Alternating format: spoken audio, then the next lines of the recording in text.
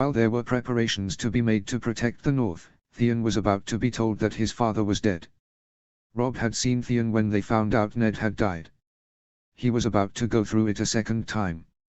Immediately a rider had been dispatched to ride with all haste to the Golden Tooth. From there messages would be sent to Winterfell and Castle Ryswell. The messages would carry a warning: Victorian Greyjoy sails on the north, deploy the Sunset Sea Fleet, crush him off Cape Crooken. An hour later, Theon was packing his things, preparing to ride to the coast, board Asher's longship and sail for the Iron Islands. Robb met him in his tent. "I am sorry about your father," Robb said as he came in. "Don't be. I barely knew him," Theon said as he packed his things with some haste. "Still, he was your father," Robb said, trying to get an emotional response from the man he considered to be a brother. "Even if you say it more, doesn't make it feel any more real," Theon retorted.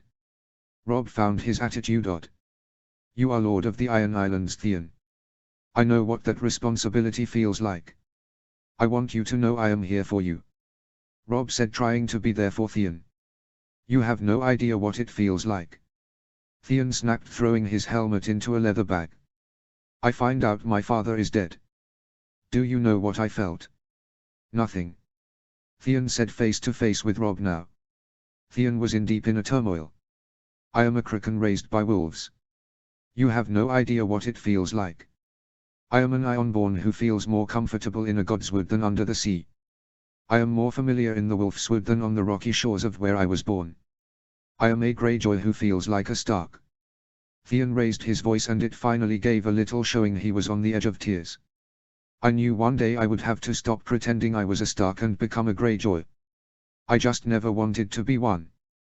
Because I never wanted to stop being your brother, or Jon's brother, or Lord Stark's son," Theon said, his voice full of emotion as tears finally fell down his face. Robb came forward and embraced him. He had no idea what Theon was going through. This was true. But brothers don't need to know what each other is going through to love through the pain. Theon hugged him back. He was not weeping or sobbing. He was holding his emotions together just as he had at Harrenhal. Robb pulled away and put his forehead to Theon's. "You are my brother, now and always. The reason you felt nothing for Balon is because your father died in King's Landing," Robb said as Theon began to finally crack. "I am sorry for this burden you carry, Theon. But you don't have to choose. You're a Greyjoy and you're a Stark," Robb said as Theon finally let go and cried. He had held it together as best he could for Robb and Jon. Theon thought he had to remain strong for Jon and Robb. It hadn't been his father that died in King's Landing, it was theirs. But now he felt the weight come off of him. He had lost his father too, and he had not allowed himself to truly feel the pain. He had not acknowledged the simple truth that Eddard Stark had been more of a father to Theon than Balon could have ever hoped to be, and Robb just made it clear. They were brothers now and always. Theon and Asher left soon after that, and the sun rose to greet a very tired Robb. He had a war council meeting to attend. There was still a war to be fought in the Westerlands, and Robb was no longer able to fight every battle. He had to command from Oxcross and direct his forces from the back for the time being. Robb had been good at leading from the front, but now he had to maintain a central position in the Westerlands so that he could direct forces to different locations. That morning's meeting proved he was just as suited for commanding the ground campaign as he was at leading from the front.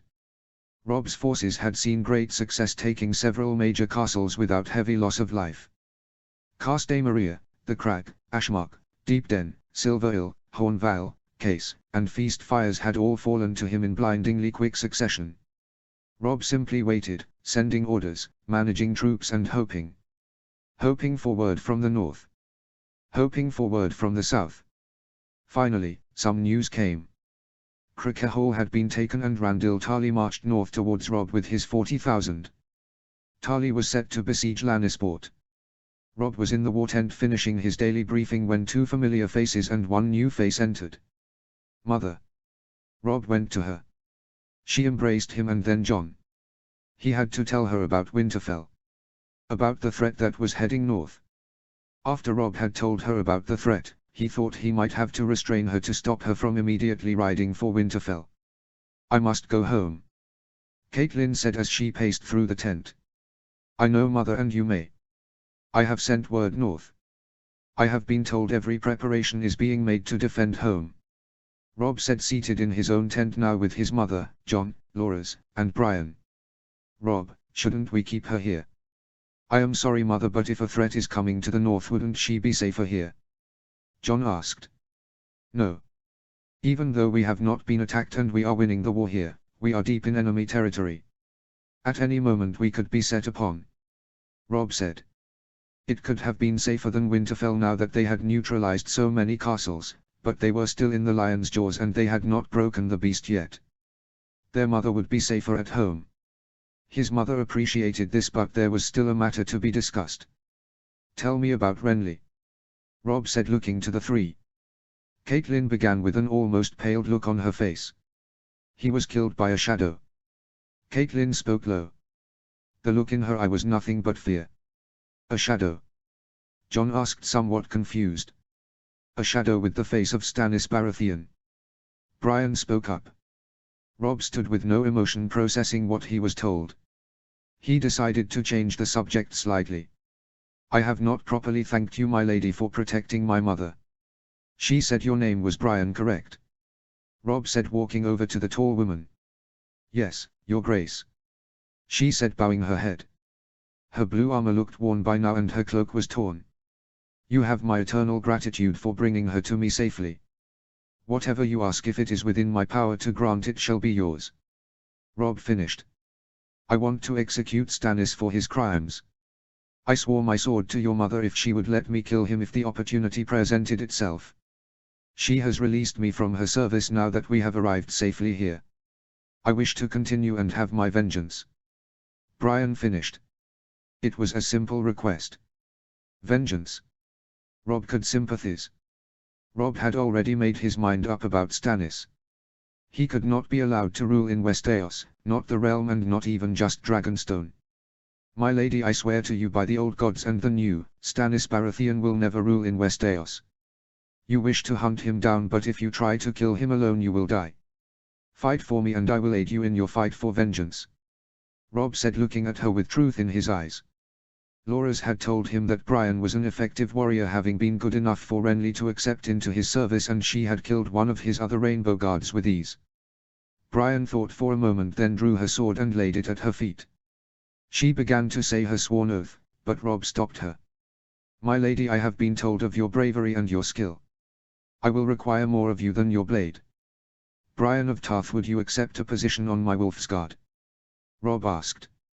I would feel much safer from the shadows of Stannis with you guarding me. Rob said with no emotion. He was very serious about this offer. Defend me and I will give you your vengeance. Your grace, your mother has spoken of your honor and your kindness. She truly loves you and is proud of you. I will accept a position on your guard. Brian said, being named to a king's guard for a second time in her life. She was sworn in and Rob ordered Gendry to make her new armor. Lady Stark was preparing to ride north when a message came.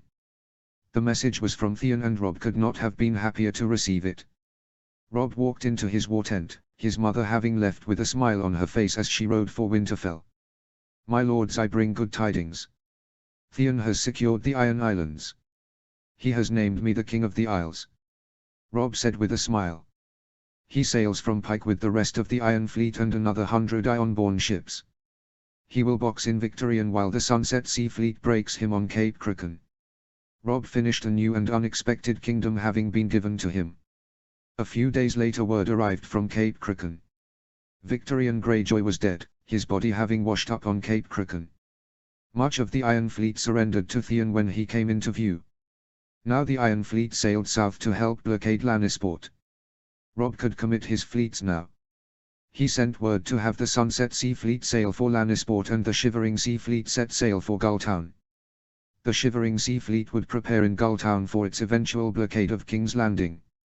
The north was safe, a new kingdom secured, and later that day he would receive even more good news. We have done it, Jon said as he gave the message to Rob. The last fortress has fallen. Our armies march back here. We are ready to march on the rock, Jon said as Rob stood up. Randall Tarly had arrived at Lannisport and set the siege, and now in a matter of days Rob would march on the rock. As they prepared for their march and the army gathered, a visitor arrived in camp. The Onion Knight. Rob asked as he sat in his tent at his desk going over messages and troop movements. Sir Davos Seaworth. He says he is here as an envoy from Stannis.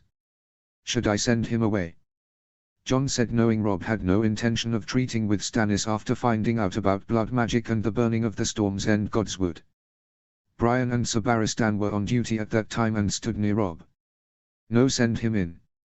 Best tell him to his face that I do not intend to treat with his king. Rob said as he had the desk cleared of sensitive war material. Davos Seaworth was led into the tent by a soldier, and then as the flap drew back, he saw the young king. Rob was flanked by 2 of his wolf's guards, and in the room with them was another young man who Davos deduced was the king's brother Jon. Sir Davos, you stand in the presence of Rob of House Stark, first of his name, the king in the north, the Trident, the Reach, the Vale, and the Isles, Lord of Winterfell, and defender of the kingdoms, the Wolf Knight, the young wolf, the lion tamer. Jon said. Jon and Rob thought the presentation of his titles was ridiculous, but Rob was the king and there were certain standards a king had to meet. Ludicrous titles and all. In this instance Rob was fine with it, however. He needed to make sure the Onion Knight knew who he was dealing with. Although, Rob could tell the titles didn't intimidate the man. It seemed he found it all as ridiculous as they did. Davos looked weathered and worn. He had kind eyes though. To Rob, Davos had a fatherly bearing. The sort of father who never stopped working for the sake of his family. The sort of father that reminded Rob of his father. Welcome, Sir Davos. Rob said politely. Thank you, Your Grace. It is an honor to meet you. I congratulate you on your recent victories and may I offer my most sincere condolences for the loss of your father. Davos finished, his eyes growing sad. Davos was a father and never wanted to imagine what his sons would feel if he died the way Rob's father had. Thank you, Sir Davos. You are most kind.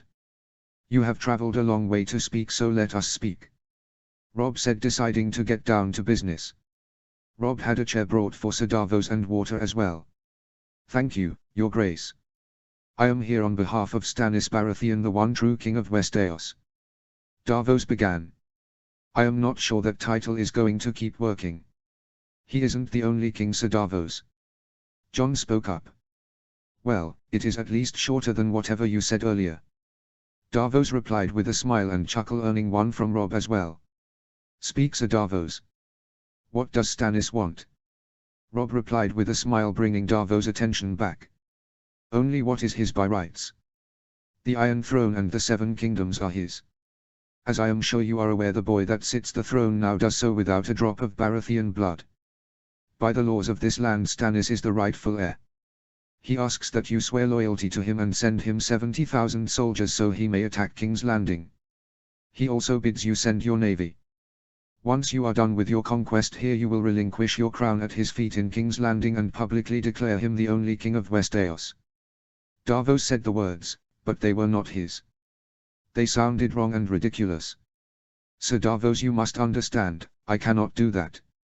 My lords chose me to lead them, not Stannis. They had the opportunity to during our council at Riverrun. If they had believed in granting a kingship based on rights alone, they would have crowned Viserys Targaryen. But instead they chose me, not because of my birthright but because they believe I will give them a better future. I am sorry, but I must send you back to Stannis without terms. Rob said. I must also send you back with a warning.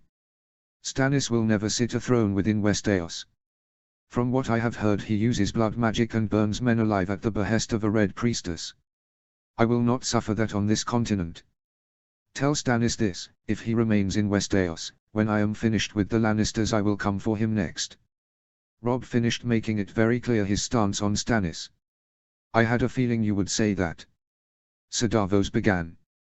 Rob was now very confused. I told Stannis his course of action was folly. What you say is true.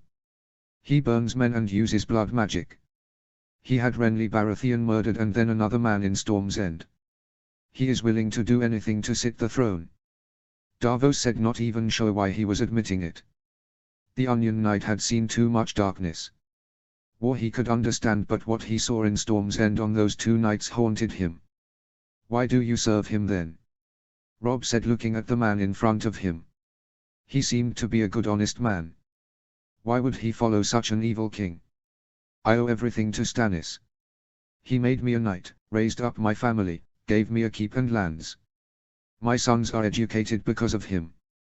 Before, I was a smuggler without a hope in the world to see my sons be anything other than flea-bottom rats, and now my sons will marry the daughters of other knights and they will never want for anything.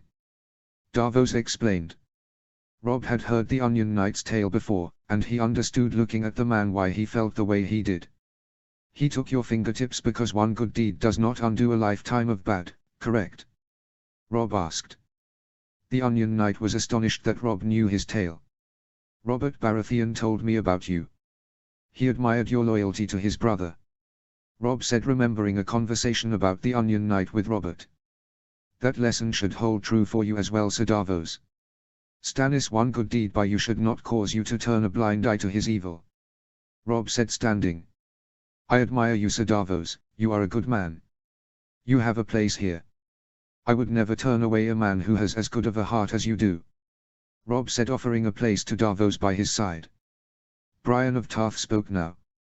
Your Grace, you know what Stannis has done, and this man helped him do it. He also saved thousands at Storm's End, including Renly when it was under siege by my own father by law. Lady Brian, each of us has done right things for the wrong reasons and wrong things for the right reasons. Davos has acted for Stannis out of loyalty. I have killed thousands just as Stannis has. I would hope no one would hold you accountable for what I have done. My sins are my own just as Stannis are his. We will give Stannis justice, but Davos has committed no crime. He is a good man and deserves a place at my table just as you. Rob said to his newest Wolfsguard. The king's words rang in her ear and she knew they were true. She bowed her head knowing he was right, and Rob returned his attention to a stunned Davos. Davos looked at Rob and realized that he was a worthy king. Your offer is generous, Your Grace, but I must decline. I can give no good reason why, but please know it would have been an honor to serve you. Davos said with great sadness. Rob understood and allowed the man to depart and return to Stannis. Davos would be haunted not by shadows but by the offer he had turned down and whether he had done the right thing. Rob's army was now assembled, and he made his march to the rock. As he and Jon rode closer to the fortress that stood tall on a cliff. It was all white and Rob knew it would be no easy task to take, but he would not be doing this alone. We are finally doing this. Rob said to Jon as they sat on their horses looking on as his army set their siege lines. They looked further down the coast and could see Lannisport surrounded by the army of the Reach. All we have done up until now, this is what we will be remembered for. Jon said, knowing the siege of Casterly Rock would go down in the history books. To historians, it would not matter if they won or lost. To the Maestas they would be names on a page. But if they lost, it would likely mean the end of House Stark. They could not afford to lose. Rob knew what he was fighting for. He was fighting for his family. Little did Rob know, in Winterfell, his family was about to get just a little bit bigger. Notes. The beginning of this chapter is definitely focused on the relationship between Rob and Theon. I wanted to make sure it was clear that this was a different relationship from the one in the books and goes much deeper. Rob also helps Theon work through the conflict in him, which helps with the loyalty problem. I also love the line from the show, "You're a Greyjoy and you're a Stark," so I decided to use it here. I know I racked up the Victorian problem really fast, but the whole reason for that aspect of the story being a thing was twofold. First, I needed Theon to be Lord of the Iron Islands, and this was more exciting than just having Balon kick the bucket. Second, I needed the Iron Islands not to be a problem because honestly it's just an annoying part of the story to handle. Also, for those asking, yes, Victorian is a big dumb Ironborn dude. Didn't really think his whole plan through, and that is the point. Victorian isn't smart in this story. So yeah, I really just wanted to wrap up that part of the story. Brian is now a Wolfsguard, and to those of you skeptical about her joining, I would advise you to check out how Jaehaerys picked his first Kingsguard. It is not entirely unprecedented for someone to be chosen based on skill alone. The siege of Casterly Rock is about to begin, and Davos Seaworth is questioning whether he belongs with Stannis, and the baby is about to arrive. A lot of fun stuff to come in the next couple of chapters, so keep reading. Hope you enjoyed. Chapter 34, Eddard Stark, the Prince of Winterfell. Notes. Hope you all enjoy. Little bit shorter of a chapter but not quite short enough to warrant 2 in a day, sorry. See the end of the chapter for more notes. Chapter text. My lord. Podrick Payne asked a deep in thought Tyrion Lannister. I'm sorry, what? Tyrion snapped out of his thoughts. They were running out of options. Food was running low and Stannis' fleet now blockaded Blackwater Bay. Various spies reported that Stannis' navy was prepared to offload 5,000 troops when the battle began, as Stannis brought 30,000 more by land. Robb Stark had seized the whole of the Westerlands in just a couple of months and now they were receiving no supplies or aid from there. Only the Crown Lands was providing food and supplies for King's Landing and it couldn't maintain the massive population of the city. Tyrion had been tasked as Master of Laws with keeping the king's peace and right now he was unsure of how to do that. Riots had broken out within the city as people began starving. Tywin had siphoned all supplies to his armies. He had added an additional 10,000 men to his army, giving him 20,000 inside the city. The army was being provided with food while the people were not, leading them to riot. You just seem troubled, my lord. Podrick stated politely. Oh, I am. The city is tearing itself apart over a war my nephew started. My father expects me to keep the peace while he steals food from the small folk and Janos Slynt is being a pain in my ass. So yes, I am very troubled. Tyrion responded politely. It was not his squire's fault, so he wouldn't take out his frustrations on the boy. Tyrion found himself in another wonderful small council meeting later that day, pinching the bridge of his nose. I cannot keep the peace while the people starve. They are dying and we are continuing to take their food from them. Tyrion said as his father told him to deal with the situation for what felt like the millionth time. You can't keep the peace, or you won't do what is necessary to keep it. Tywin asked, leaning forward in his chair. What are you suggesting? That I start executing thousands of people whose only crime is being mad that we are stealing their food? Tyrion asked, blown away by the implied suggestion. I am ordering you to do what is necessary to keep the peace. Stannis will be here soon and if we are fighting both he and the people we will lose. Tywin said bluntly. I will not execute thousands. If you order me to do this, you will need to find a new Master of Laws. Tyrion said with more boldness than he had ever mustered. Tyrion and his father had been at each other's throats since he took the position. They had fought on how Tyrion should do his job and Tywin began to show contempt for Tyrion again. To keep the peace, you need to make peace. But we can't do that because Joffrey took Ned Stark's head. Tyrion said, his attention now on the other bane of his existence. The Queen Regent had done everything in her power to undermine Tyrion, from spying on him to making sure Janos Slynt did not obey Tyrion's orders. He could not do his job because at every turn all Cersei did was try and cause him to fail. You will begin rounding up those people who participate in the riots and you will execute them publicly. Tywin ordered his son, getting Tyrion's attention back. I will not. Tyrion said one last time. I formally resign as Master of Laws. Find someone else to be your butcher. Tyrion said as he rose and calmly left. He could have sworn that he saw Varys smiling at him. Back in Winterfell, Catelyn Stark sat in her chambers with Margaery. Margaery had been kind enough to allow Catelyn to remain in the Lord's chambers for as long as she wanted. She had just put Rickon to bed and was speaking with Margaery as the hearth was roaring. Thank you for taking care of Rickon while I was gone. I know it couldn't have been easy. Catelyn said, taking Margaery's hand.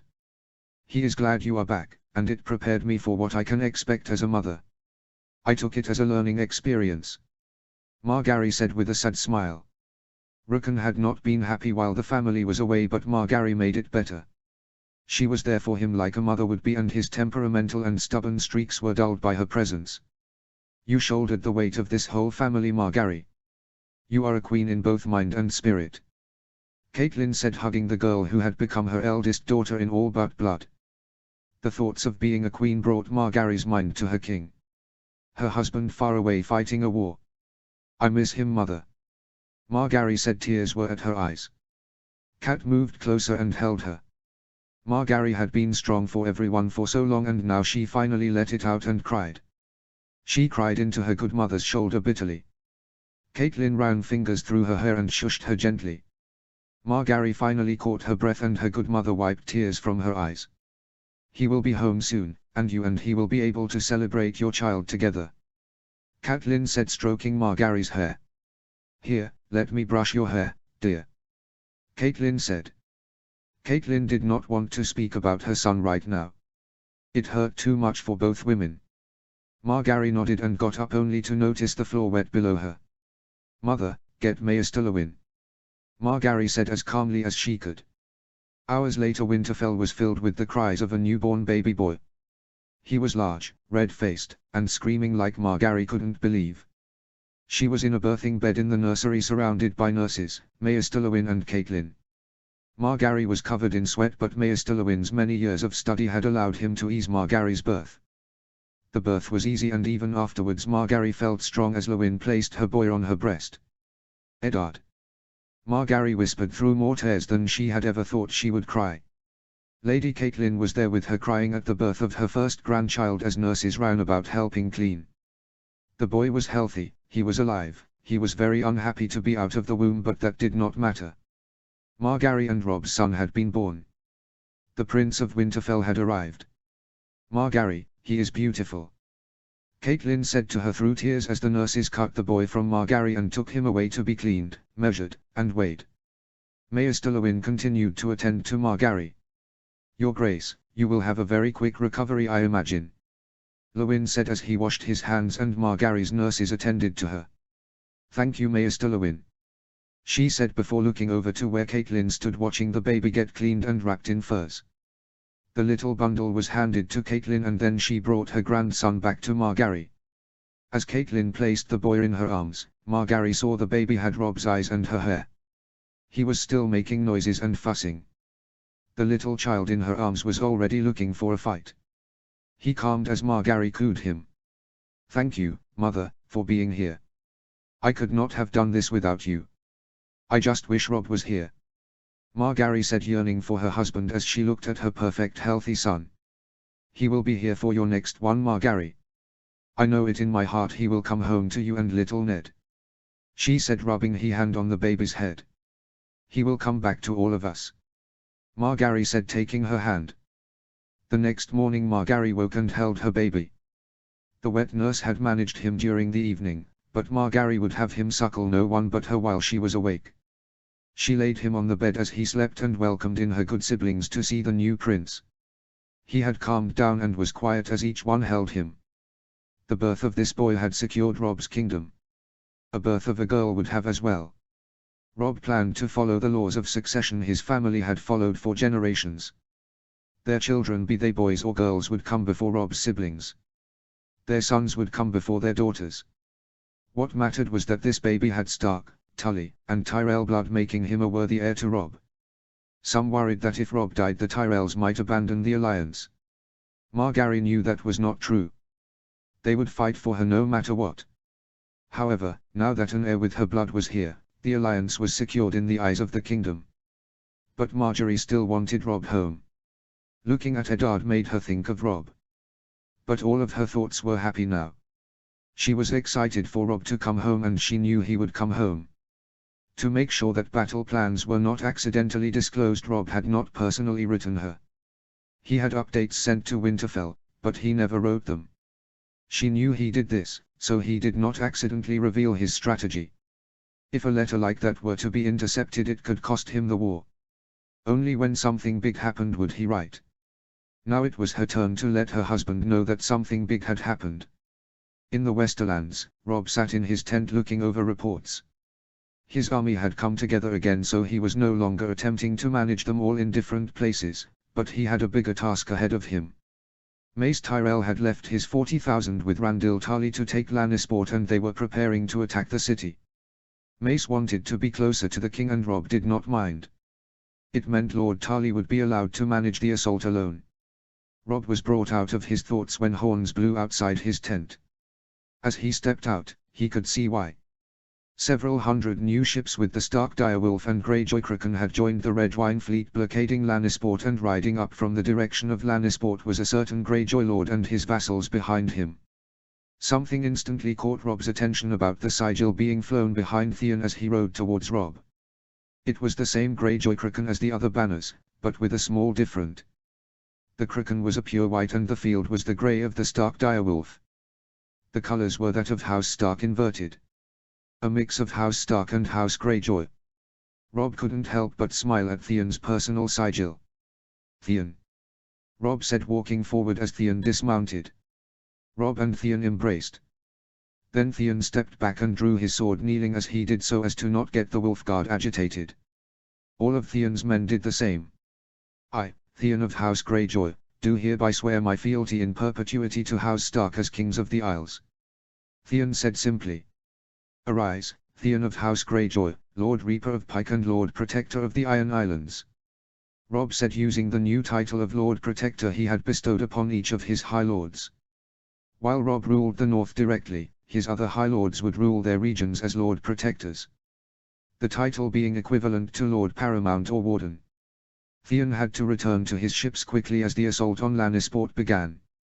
Rob had thought the battle would rage into the night, but mere hours after the siege weapons began sending flaming projectiles into the city, Lannisport surrendered. The long blockade had crippled the city and riots had brought the Castellan who held it to heel. Leaving a small garrison at the city, Randil Tarlis' force marched the short distance to Rob's and the two forces linked up and prepared for their assault. The ships also moved to prepare to aid in bombarding the fortress. It was then that a rider came bringing word from Winterfell for the king. "My dearest Rob, I know that we are limited on what we may say when we write, but I wanted you to hear this from me. I have had our child.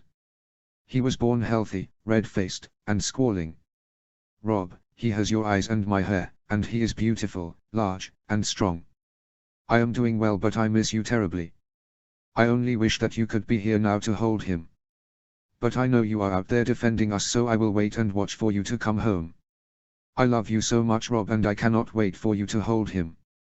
His name is Eddard Stark, the Prince of Winterfell. With all my love and strength. Your Margaery." Notes. So I had fun writing this chapter just because it got us back to Margaery for a bit in Winterfell. I hope you also all enjoyed the new addition to House Stark. Who doesn't like babies, am I right?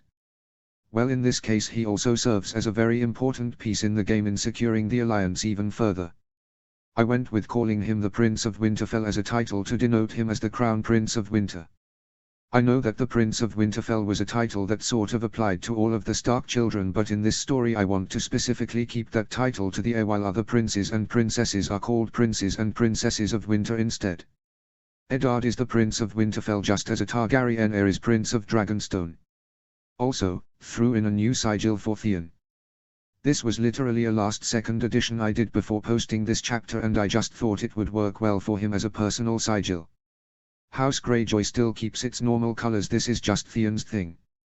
So I hope you all enjoyed. Chapter 35, Madness. Notes. Please read. Okay, I need everyone to read this chapter all the way through and then check the notes at the end for an explanation of something that is rather shocking within the chapter. Please be warned, I will be putting a spoiler in the end notes. If you feel as though this chapter makes you no longer want to read the rest of the story, I implore you to read the end note, because what I do in this chapter is not what you think, I promise. See the end of the chapter for more notes. Chapter text. Rob examined his siege lines and the siege engines being built. As he walked through the battle lines with Jon and Theon, his men bowed and smiled to him as he smiled back. All of them saying the same thing. "Congratulations, Your Grace." Rob was a father now, and the news had spread quickly. Many lords sent word back to their homes to have gifts sent north to the new crown prince. Rob could not contain his joy at the birth of his first son. He just wished his father could see baby Ned now. But in that moment Rob just wanted to brag to someone, and he knew exactly who he was going to go and see. The Kingslayer was in his pen, chained as he always was. It was midday and the sun was cooking him in his pen. Rob walked to him in his silver armor. He did not wear his furs because of the warmth, but had a shoulder cape on to denote his commanding status. "Ah, Rob, you come to visit again. To what do I owe this honor? The birth of a prince, perhaps?" The Kingslayer said, a smirk on his face.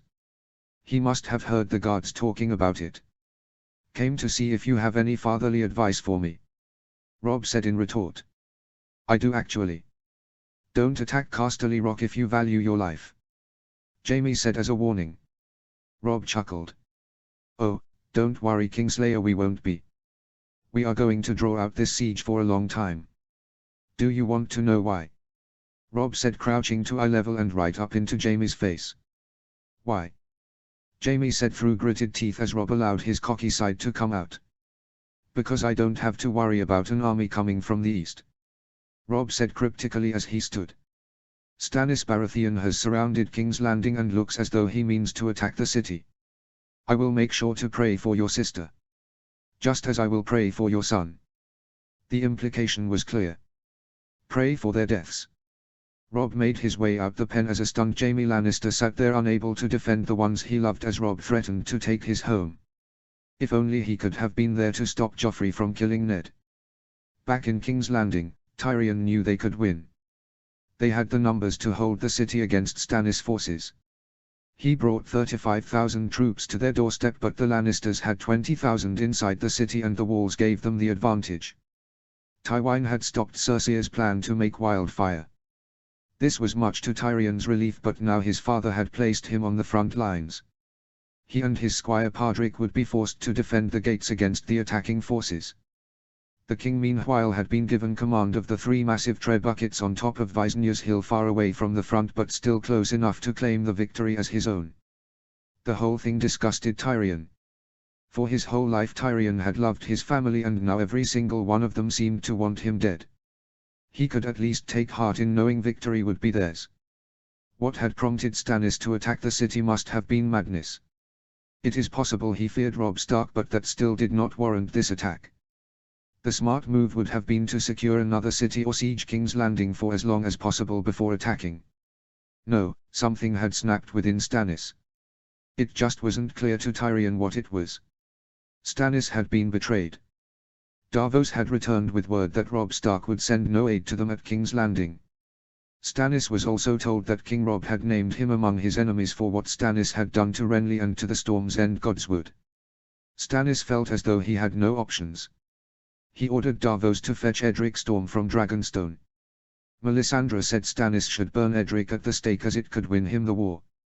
Now Davos was thousands of miles away with all 7 of his sons, his wife, and Edric Storm sailing for the Westerlands and Robb Stark.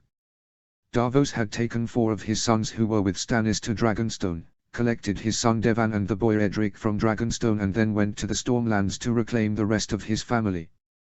His wife and youngest son were informed to be ready by a raven sent by Maester Pylos on Dragonstone. His family made it out on his galley sailing for what Stannis imagined to be Robb Stark. Stannis had to attack, and he had to attack now. There would be no retreat. Stannis ordered his army to breach the city or die trying. And die trying many would. The attack was brutal and vicious, but the Lannister lines held. But it all almost cost Tyrion his life. Stannis hadn't even been able to breach the gates, the arrow volleys were so intense. His men were felled by the thousands as they tried to climb the walls. At one point before the Gate of the Gods, oil and pitch was flung onto the approaching attackers, then lit on fire, burning hundreds and causing mass panic. But now Tyrion was fighting for his life, not from the wounds of a Baratheon sword but a wood from the sword of a White Cloak. Tyrion was being held by Podrick, bleeding from a massive gash in his face. Why had Samandon tried to kill him? Was it Cersei? Was it his father? He could not tell, and as he lost consciousness, he really did not care if he rose again. The battle was won, Stannis had been crushed. But Tyrion had sunk to the absolute lowest point of his life. Betrayed by his family, who were now not only passively wishing him ill but actively trying to end his life. Tyrion was awestruck however at the loyalty and bravery of his squire. Podrick had saved his life by killing Mandon Moore. However, now Tyrion was being accused of murder. After the battle, an unnamed Lannister soldier testified that he saw Tyrion kill Mandon Moore in cold blood and pissed on his remains. Tyrion had initially laughed at the accusations, only for Tywin to throw him in chains and have him sent to a black cell. It became clear to Tyrion, his father may not have him killed for this, but this was Tyrion's punishment for refusing to follow orders. This was his punishment for being a dwarf. What was also apparently clear was this was all the doing of his sister. Tyrion sat in his black cell.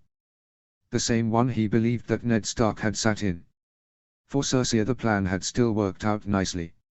Either kill Tyrion on the battlefield or kill him on the execution block, it did not matter in her mind.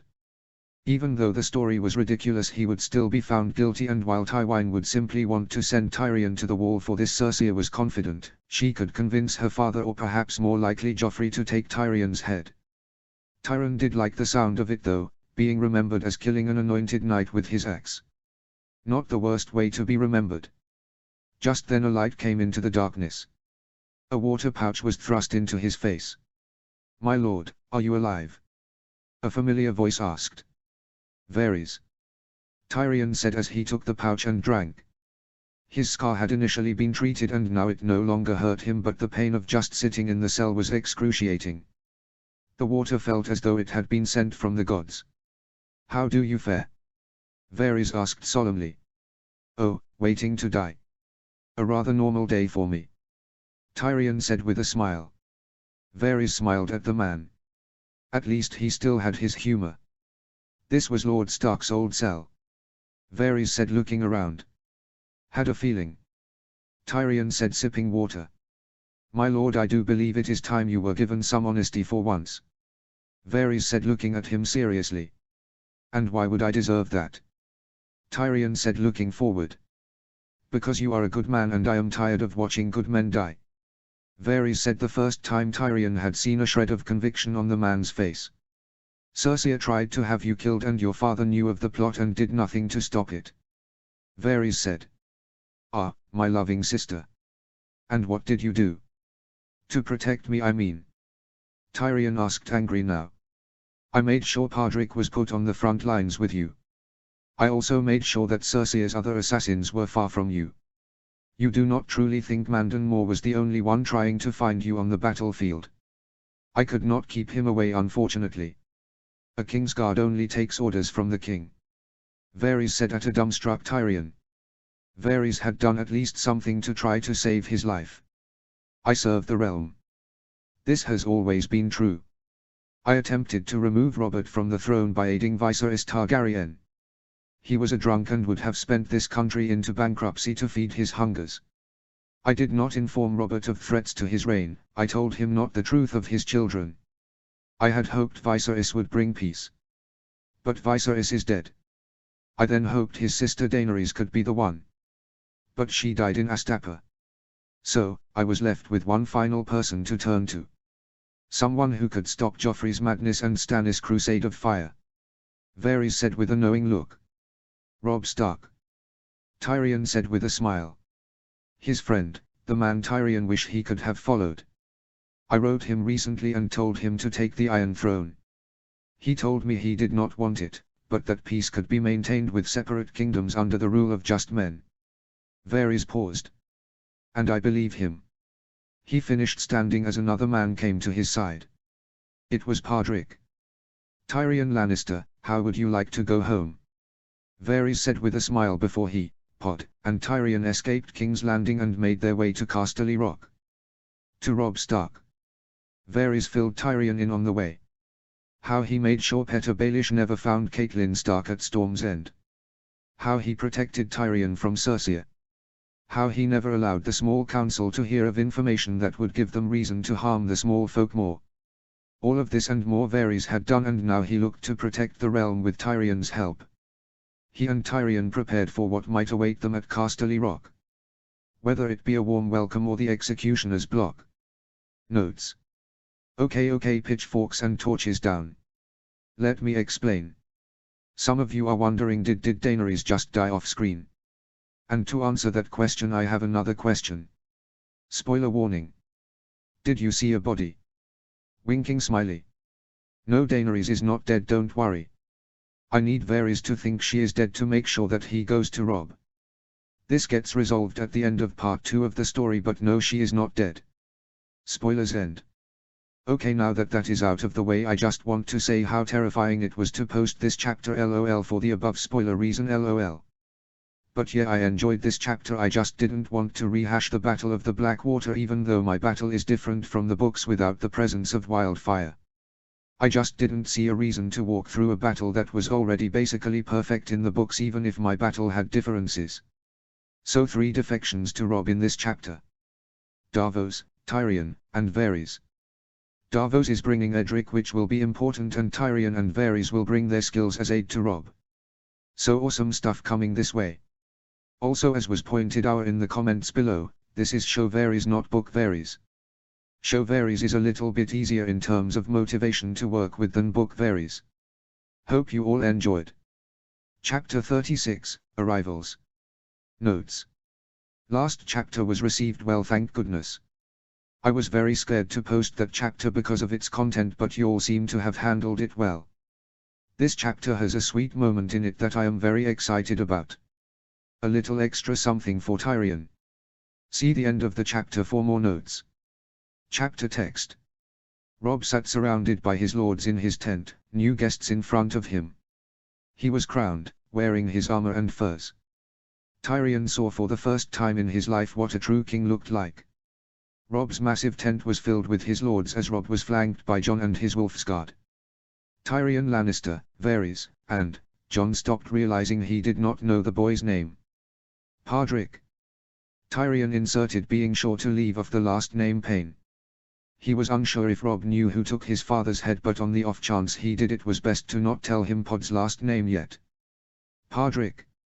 You stand in the presence of Robb Stark, first of his name, King of Winter, Lord of Winterfell, and Defender of the Kingdoms.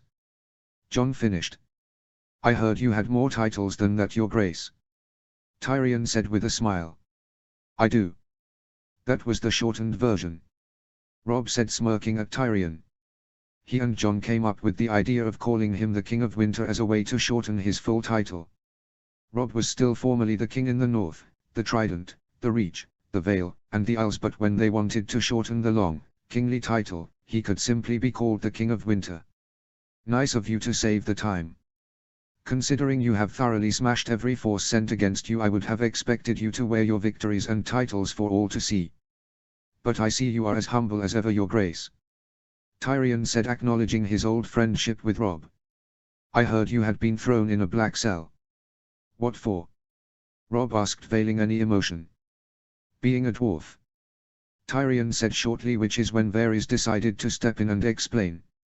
Your Grace, Lord Tyrion's sister attempted to have him killed by Sir Mandon Moore. Tywin Lannister knew of the plot and did nothing to stop it. I made sure he survived. Varys said simply. And why did Lord Tywin allow his daughter to attempt to kill his son? Robb asked incredulously. He needed to know why he should believe any of this. Because he refused to kill thousands of innocents. Varys responded, his tone very serious. Robb and the court's eyes widened, and the lords whispered to each other. He, as master of laws, refused to carry out an order to execute small folk who were rioting in the city. Tywin was taking their food for his army and ordered Lord Tyrion to keep the peace by killing thousands. He refused and resigned his position rather than be a part of the slaughter. Varys said as Robb leaned back in his chair. He tried to stop your father's execution and he checked Joffrey at every opportunity. Tyrion served with honor and distinction, and when Tywin Lannister and the Queen Regent told him to commit atrocities, he refused, and it nearly cost him his life. Varys said. Is this true, Lord Tyrion? Robb asked. Yes, Your Grace. Tyrion said, his head down. Prince Jon, fetch Roland Crickehall. Robb said. Robb had kept some highborn hostages near him. Roland Crickehall was one of them. Jon bowed and left. I am glad you are alive, Tyrion. You are an honorable man for doing what you did. You must understand, however, why I am skeptical of your willingness to join my side. Robb said, his lords looking at Tyrion suspiciously. I do understand, Your Grace. I am a Lannister and you are a Stark, and you have thoroughly blooded us for this entire war. Suddenly, your old Lannister friend appears saying he wishes to change sides with Joffrey's Master of Whisperers. You are smart to be suspicious. Tyrion said, laying out exactly what Robb was thinking. If you did not see daggers in the shadows, I would call you mad. Robb smiled at this. Some of the lords seemed a bit taken back by Tyrion's candor. Should I have you three thrown in a pen then? Or perhaps I should take your heads? Robb suggested. Not until having allowed us a chance to prove ourselves. Tyrion responded. Podrick is a squire, so simply keep him away from the command tent. He is not a physical threat to you, so you must worry about his mind. You can't trust him, so don't give him access to anything you deem important. Tyrion said reasonably. Varys is a spymaster but not a spy himself. If he is here, then he cannot be in the capital to relay his information back to my father. Tyrion finished. His suggestions made sense to Robb, but there was one final person who needed to be addressed. And what of you, Tyrion? Why should I trust you? You are my friend, but that makes me feel as if I should trust you less. You are the one Lannister I might drop my guard for. So why should I give you any place at my side? Robb said, hoping his friend was true but knowing it would be foolish to accept without some sort of sign. Because I can give you the rock. Tyrion said, smirking. He had thought what he would have to offer Robb to get his trust on the way. When I was 10 and 6, my father put me in charge of all the drains and cisterns in Casterly Rock. It was a low task, but I was the lowest person he knew. I took the job very seriously and the shit never flowed better to the sea. Tyrion paused and smiled. It was not a job without its benefits, however. My father did not much like the company I kept in the rock. I couldn't very well bring them through the front door. So, I had a passage built from the sea to a secret chamber. My father never knew about the passage, and when I visited him after Joffrey's name a day Tony, the passage was still usable. Tyrion came to his point. I will give you the rock by showing you these passageways. Your men can use them to go into the castle and open the gates, giving your army the ability to pour in. Once your men are inside, I would imagine the rock will surrender immediately. Tyrion finished, the lords looking on dumbstruck. Tyrion had just offered them the ability to storm the rock, and after hearing news of Stannis' defeat they knew Tywin would begin mustering his force again. There was a risk that he could swing the Storm Lords and Dorne to his side while Robb sat, starving Casterly Rock out. They needed to take the rock, and now Tyrion was offering it to them. Your Grace, it could be a trap. Lord Bolton spoke up, suggesting. Aye, it could be. But if he is being true, then we could take the rock at any time. Wyman Martindale responded. My king, might I make a suggestion? Theon spoke, and Robb nodded his head. Allow me to lead the Ironborn into the passage. You would not be risking any of your elite men or yourself. We Ironborn are raiders and we specialize in fast strikes. We could be in and have the gates open quickly, and if it is a trap you will not have lost much. Theon finished. I will have lost you. Robb said sadly. You gain nothing if you risk nothing. Theon advised, and Robb smiled. We can discuss the specifics of the plan later, my lords. Robb said, seeing Jon return with Lord Crickehall. I have a different matter we need to discuss. Lord Crickehall, you are sworn to House Lannister, correct? Yes, Your Grace. Roland responded. Tyrion is a member of House Lannister. If he were to be named Lord of Casterly Rock by me, would you and your fellow lords be likely to follow him when this war is complete? It is likely that I will rule the Westerlands. I could install my own Lord of Casterly Rock, but would the lords of the Westerlands be more inclined to follow a Lannister over, say, someone like my brother, who would be my first choice? Robb asked as his lords looked on. Lord Roland looked at Tyrion without emotion. Your Grace, much like you Northmen, we Westermen are proud and we do not like following someone that is not our own. I would agree with your assessment that a Lannister is more likely to be someone the other lords and myself would be willing to follow. Roland said, looking back to the king. Robb had been preparing for the end of the war. He would need to install loyal lords in the Westerlands. Many of their houses had bent the knee and supported Robb, but he trusted none of them. To mitigate this, he would install a trustworthy lord as the Lord Protector of the Westerlands. The main issue with this is that the Westermen would likely simply not follow someone that was not from their lands. Robb did not want to waste resources trying to wrangle the Westerlands with winter approaching. Tyrion presented the best alternative for this. He might be trustworthy to Robb, and he would be a Lannister that the Westermen would be willing to follow. Then Lord Tyrion, if you deliver us the rock and the Westerlands, I will name you my Lord of Casterly Rock and the Lord Protector of the Westerlands. Rob said with a small smile. His lords would have normally objected, but Roland Crickehall had just made it clear an outsider lord would be hard-pressed to control the Westerlands. Tyrion went to one knee. Rob was offering Tyrion all he had ever wanted in his life, save for the woman he loved. Your Grace, I swear you my life. Consider the rock yours. Tyrion said as Rob stood. He had plans to make. Later that afternoon, Tyrion was being accompanied by several guards as he walked through the camp. Until the rock was Rob's, he was escorted everywhere. Tyrion had it better than Varys, who literally was never alone, as Rob had him physically watched day and night. But Tyrion was being especially heavily escorted considering the place he was going now. Tyrion was being accompanied by Sir Barristan to communicate the king's wishes to the guards looking after Jaime Lannister's pen. Jaime's eye went wide when he saw his brother. The king is allowing Lord Tyrion to see his brother. Open the pen. Barristan ordered as the guard opened the pen, then closed it behind Tyrion. The guards would remain as they spoke. This was as private as their time would get, but Tyrion did not care. He would speak freely. Tyrion, what are you doing here? Jaime asked wide-eyed. Our dear sister tried to have me killed and our loving father allowed her to try away. When she failed, he threw me in a black cell and was planning to have me tried by Joffrey. Tyrion said, his eyes cold. He was happy to see Jaime, but recounting the story was not enjoyable for him. We knew she would try eventually. I am sorry that I was not there to stop them. Jaime said with sad eyes. Stannis' attack failed, I'm sure you heard, Tyrion said as Jaime nodded. Rob is going to attack the rock. He will die trying. Jaime said without emotion. He has the men. His sheer numbers would win him the day. And, I am going to deliver the rock to him myself. Jaime, I cannot stand by while our family bleeds this country. Tyrion said with conviction. So, you will betray our family and hand our home to the Stark boy? Jaime said with anger. That Stark boy offered me his friendship back when I had nothing to offer him. Our family has tried to kill me. That Stark boy is more a king than your son could ever be, Jaime. Tyrion raised his voice back at Jaime.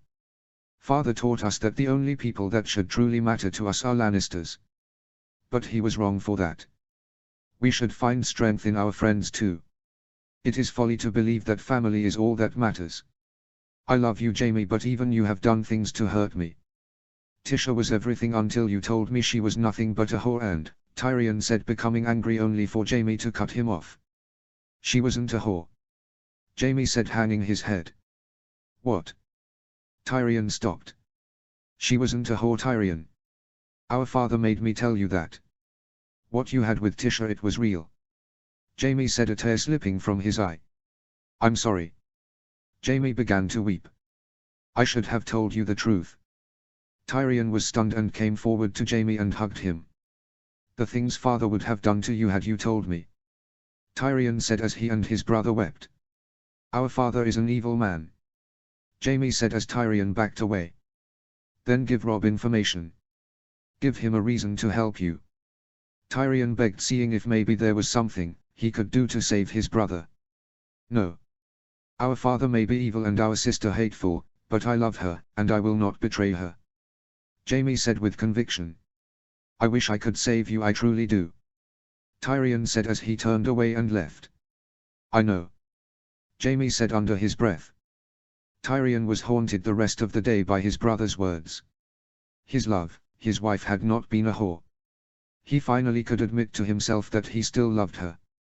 Where could she be now? Several days later he was still troubled.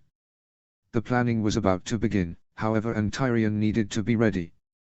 The fleet was in position and the armies had moved from a siege position into an assault position, and they began hammering Casterly Rock's battlements with stones and flaming projectiles launched from trebuchets.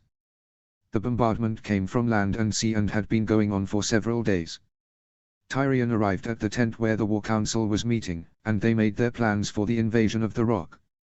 Theon would lead 50 men under cover of darkness in 3 days through the passage. Tyrion would accompany them to the passage. He told them where they would need to go to reach the main gate to open it. They would be able to open each of the subsequent gates once the army was past the first wall. After the meeting, Tyrion stayed behind with Robb after the meeting. "Your Grace, if I may, I would like to borrow a horse," Tyrion asked when the room cleared. "Why might you need one, my lord?" Robb asked somewhat suspiciously. "Do you remember the story I told you about Tisha?" Tyrion said. "All too well," Robb said, not liking to think about the tale. Tyrion then told Robb what Jaime had told him. Tyrion wished to ride for Tisha's cottage in the hope that she was still there. Robb gave him the horse and guards. Tyrion rode immediately for the cottage that he gave to Tisha. It was not far from the gates of the rock. When Tyrion finally reached the cottage with his guards, he immediately could tell it was occupied. Smoke was coming from the chimney, and as he rode up, he saw a beautiful girl moving some straw around. The two locked eyes. It was her. Tyrion dismounted, his guards keeping a respectful distance. She was alone. She had been alone since that day. Tisha knew Tyrion did not want her hurt, and she had forgiven him long ago. Tyrion could feel tears falling from his face as he realized she had never left her home that he had given to her. She began to walk towards him, and they met halfway. "Tisha, was all he could say before she threw her arms around him. She had never remarried, she had never had children. She had waited for him, and now she was his again, and he knew Robb would make sure Tywin could never harm them." They stayed at the cottage for a time before Tyrion brought her back to the camp. He told her everything, and she told him her story as well. They still loved one another, a true love that had not faded. "Your Grace, this is Tisha Lannister," Tyrion said, introducing his still technically wife. "Your Grace." Tisha curtsied. It was not a good or trained curtsy, but she was polite, and Robb knew she meant well. Tisha looked around her mid-twenties, about the same age as Tyrion, with a pretty face and black hair with pale green eyes. "You are most welcome here, Lady Tisha," Robb said, smiling, knowing he was a part of Tyrion's story of being reunited with Tisha. "Your Grace, I have another request," Tyrion said, smiling. "Is there someone else you need to find?" Robb said, chuckling. "No, I was wondering if you would perform a ceremony to wed us again. The last time we were married was a long time ago, and frankly the Septon was drunk," Tyrion asked with a smile. "We will need a godswood," Robb stated with a smirk. "I do believe my home has one," Tyrion said with a smirk of his own. The night had come. Tyrion accompanied Theon and his Ironborn to the passageway. Robb was outside the gates waiting. He had ordered his men to not carry torches or any form of lighting. During his bombardments he ordered that every day at sunset the Trebuchets stop throwing rocks and then resume at sunrise. He wanted the castle to rest at night. He wanted them to be lulled into a false sense of security. Every night he wanted Casterly Rock sleeping so that when he attacked, they would never see it coming. Robb had his men ready to charge in on foot. He would personally lead the attack. There would be no battle cries that night. Once Theon gave the signal, they would silently charge into the castle and take as much ground as they could before the castle woke up. Suddenly, Robb saw activity at the gate, and a torch came flying over the top of the gates as the massive gate began to open. Robb gave no signal, he simply lowered his face mask and ran. Jon and Loras were closest to him, and they immediately began charging, and behind them over 100,000 men running up the hill to the castle. The only sounds they made were their footsteps and the sound of their armor rattling. The darkness had kept them hidden. There had been no moon that night, and the army had remained silent. The guards who should have been watching for attack had been sleeping since the bombardment had ended or had been killed by Theon's men. Robb was the first through the gates, and just as he made it through, the garrison awoke. The fighting lasted for hours, but by sunrise Casterly Rock belonged to Robb. He had taken minimal losses, and the garrison had been so surprised that many surrendered without even being able to arm themselves. Tyrion accompanied Robb to the inner keep with his lords as he came to the ancient throne room of the Kings of the Rock. The throne was gold with lions on the armrests and at the top. Robb walked up to it and turned to look over his lords and Tyrion. Tyrion came forward and bent his knee. "I, Tyrion of House Lannister, do hereby swear my fealty in perpetuity to House Stark as the Kings of the Rock," Tyrion said as the lords looked on. Robb lowered himself onto the throne of the Kings of the Rock. "Arise, Tyrion of House Lannister, Lord of Casterly Rock and Lord Protector of the Westerlands." Robb said as a cheer went up and cries of King in the North were shouted as Robb conquered for himself a new kingdom. There was work to be done. Reinforcements were coming from the home territories to replenish their losses, and Robb needed to send emissaries to other leaders in Westeros. Now that Stannis had failed to take King's Landing, he intended to do it himself. Not for the throne, but for revenge. Notes. Welcome back, Tisha. Yeah, I know it's convoluted, but I honestly want Tyrion to be happy and to experience this, so let me just have it, lol. I did consider making Jon Lord of Casterly Rock, but then I sort of had to think it through and realized that frankly the Westermen wouldn't have followed him, and it just made more sense to give it to Tyrion. I liked the whole underground passages idea to take the rock from the show, so I went ahead and used it here. The rock is probably second only to Storm's End in terms of strength when it comes to fortresses, so taking it would have been difficult without the passageways for sure. Not a whole lot to say other than we are finally moving into the true endgame of Part 1 now. I have also set myself the goal of writing 1 chapter a day for Part 2 as to hopefully be able to get it written in a reasonable time. Hope you all enjoyed. Chapter 37, Mercy and Politics. Notes. It has been 1 month since I started all of this, and wow, you guys are incredible. I cannot believe how this has turned out, and I cannot begin to thank you all for the support and love. Hope you all enjoy. See the end of the chapter for more notes. Chapter text. Having Varys around was turning out to be a wonderful thing. Not only was Robb kept informed of the events going on in King's Landing, but a plot had been uncovered against him. It had been discovered that after the taking of the Crag, Rolf and Sybil Spicer had been negotiating with Tywin Lannister to attempt to break Robb's alliance. Sybil would trick her daughter Jane into attempting to seduce Robb and dishonor Margaery. Goran Westerling, who had been a prisoner at Seaguard, had been brought to Casterly Rock to bend the knee to Robb, just as the other lords of the Westerlands had come to do. Goran now saw his brother-by-law Rolf and wife Sybil in chains. All of this plotting had been done without his consent, and they had attempted to use his beloved daughter in an incredibly dishonorable way. How could you? She is our daughter. Goran yelled at Sybil as Jane wept, hearing what they had been accused of. Goran's son Reynold stood at Goran's side looking at his mother with contempt as she spit and writhed in her chains. I did nothing but keep loyal to the crown. She spat at him. You would dishonor our daughter for the promises of marriage and gold. You have no honor yourself, but you would use our sweet Jane for your greed. You are no wife of mine. Goran said, turning away from her. You are a coward. Rolf yelled at him. No, I am a Westerling who went and fought and lost. You were supposed to hold my castle with honor. But you made it your den of lies and dishonor. You could not face defeat like a man. It is you who is the coward, Rolf, not I. Goran said as he turned to Robb on his throne in Casterly Rock, Jon standing next to him. Goran collapsed to both knees. His voice was calm but sincere. Your Grace, I beg you to spare my house. House Westerling wished no part in this dishonor against you. But if you must have Westerling blood, I offer myself as payment. Lord Westerling said as his daughter begged for her father's life. Please, your Grace, he had nothing to do with this. He was your prisoner. Jane yelled through her tears, begging for her father's life. A commotion began in the room as whispers turned to open conversation among the ad hoc court as to what should be done. The court was made up of Alliance lords and those Westerland lords who had accepted defeat and bent the knee to Robb with honor. Robb lifted his hands to silence the room. He was my prisoner.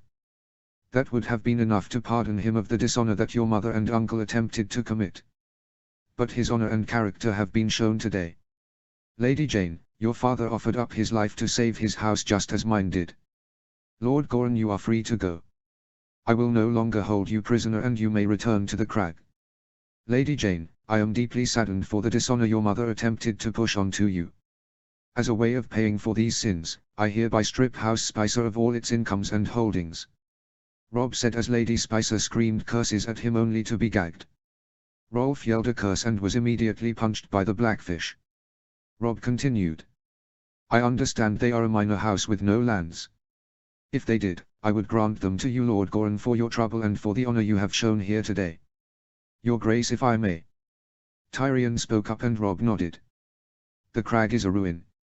House Westerling's mines ran out of gold years ago. However, my father promised Castle Marya to House Spicer. I believe it would be fair to House Westerling to gift Castelmaria to them as their new seat for the honor Lord Goran has shown today.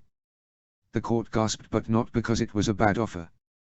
The new Lord Protector of the Westerlands just asked the Westerlands' new king to make a benevolent offer to a man who laid his life down for his family. Tyrion had been making strides to gain the loyalty of the Westermen. He had fought to make sure that Robb's alliance claimed no lands in the west.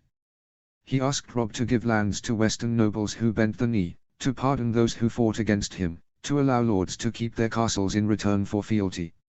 Even lords who would not bend the knee were given the black instead of the sword, all because of Tyrion. The lords of the Westerlands were becoming very endeared to Tyrion and even to Robb, who had granted these requests. Lord Westerling, I will give you Castelmaria if you give me your loyalty.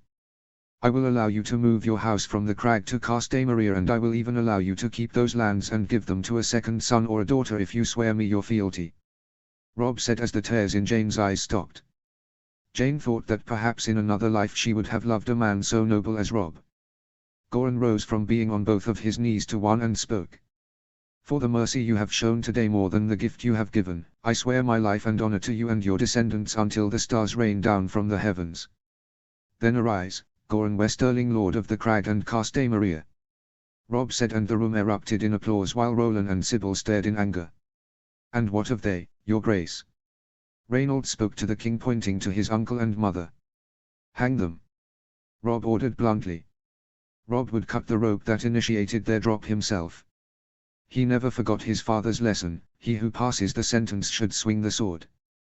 But all that would be done later in the day. After his very public and visible act of mercy, the ending of House Spicer seemed to almost be swept under the rug.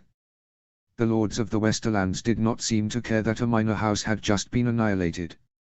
Although House Spicer could barely be called a house at all, let alone a Westerland house given their history. The Westerland lords saw Robb as merciful and just, and their new Lord Protector as wise. They had had to deal with Tywin for so long that they forgot what true justice looked like. Your Grace, there is one more petitioner for today. Jenna Lannister and her husband Aemon Frey.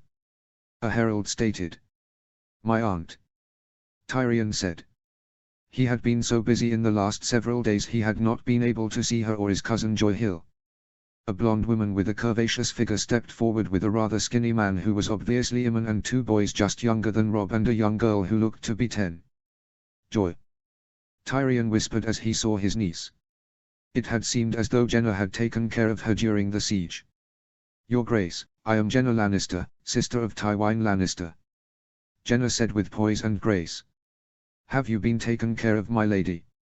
Robb asked courteously. He had no fight with the sister of Tywin. Yes, your grace, you have been most kind. Jenna began. I come before you to humbly ask that I, my sons, grandsons and husband be allowed to travel for the twins to stay the remainder of the war with my husband's family. Jenna finished bowing her head. Robb had captured her other two sons and two grandsons during the war, and they were being held at Riverrun. Cleos, her eldest, was a Free married to a Daeari of Daeari but had sided with House Lannister due to his Lannister blood. This was the same for her second son. Her grandsons, who were squires, were also captured. My lady, I am afraid I cannot grant that request. I still have a war to fight, and while you will be allowed to keep your accommodations, I cannot allow you to leave. Robb said with as much sympathy as he could. Unfortunately, he was still fighting a war. The only reason he was even taking petitions was because he had the time to. Much of the rearming of his army had been left to other lords, and as fresh troops came, all they could do was wait for the process to be complete. Then I ask that you allow Joy here to be sent somewhere safer. I worry for her safety here in Casterly Rock.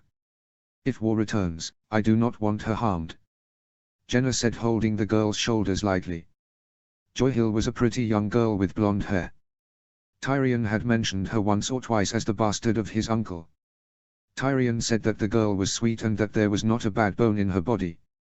Robb was brought out of his thoughts by Tyrion. Your Grace, Joy is a kind girl and holds no value as a hostage.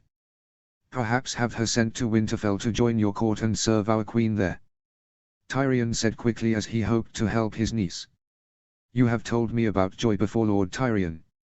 Joy, approach. Robb said as Joy walked forward a bit. I am sorry that I had to attack your home and make you feel unsafe. I hope you were not harmed. Robb began with honesty in his eyes. I was not hurt, Your Grace. Thank you for your apology. I heard you saved my cousin, Tyrion. I am forever grateful. He has always been kind to me, and I treasure him. He reminds me of my father. Joy said with sadness in her eyes. You have been alone since he left, haven't you? Robb asked, knowing what the loss of a father feels like. Yes. She responded, tears pricking at her eyes. No longer. Robb began getting Joy's and everyone's attention. As I understand it, the Lord of Lannisport is dead. He had no sons and his daughters are handmaidens to Princess Myrcella, correct? Robb asked. Tyrion, not seeing what was going on, answered. That is correct. House Lannister of Lannisport is either in service to the Iron Throne or dead. Then there should be new Lannisters of Lannisport. Joy Hill, I Robb of House Stark, the first of my name, King in the North, the Trident, the Reach, the Vale, the Isles, and the Rock, do hereby legitimize you as Joy Lannister and name you the Lady of Lannisport. I only ask that you go to Winterfell and be at my court there to learn from my siblings, mother, and wife until you have reached your majority. Would that be something you would want? Robb asked as he saw the little girl nod and begin to cry happy tears at the grand gift and the knowledge she would be surrounded by loving ladies in Winterfell. The whole court began clapping and Tyrion even wiped a tear away in joy at the gift that had been given to his family. Later that day, Robb was joined in a private chamber as he and his lords prepared to be briefed by Varys on developments he had recently learned. Your Grace, my little birds sing many songs. Some are pleasant, others are uncertain. Tywin gathers the rest of the crown lands to him in King's Landing. He is having supply issues, however, and King's Landing has only just begun receiving food shipments from the free cities. Stannis' fleet abandoned him, and the blockade has been lifted. Most likely Tywin will not be able to support 30,000 men inside the gates of King's Landing without throwing small folk from the city, which he will likely do. Varys said before continuing. Doran Martell has been sent another offer from Tywin. It seems Doran ignored Tywin's first offer of marriage, but now Lord Tywin sends him an offer of queenship for his daughter Arianne and a princess for his son. Prince Doran was a supporter of the Targaryens in exile. With them both dead, he may be looking for allies. Varys said before coming to his final bit of news. The Hand has also sent word to the Stormlords who have abandoned Stannis on Dragonstone and returned home. He offers them peace if they join him, but it seems as though they are unwilling because of the death of Lord Stark and the nature of Joffrey. Varys finished as Robb and the other lords sat and mulled over their options. Even if they marched tomorrow, there was no guaranteeing that Tywin would have not already secured his alliances. Jon spoke up first. Doran Martell will not make an alliance with Tywin Lannister when he has not spoken to us first. I would imagine that he would send us an emissary to see what we have to offer. Jon said.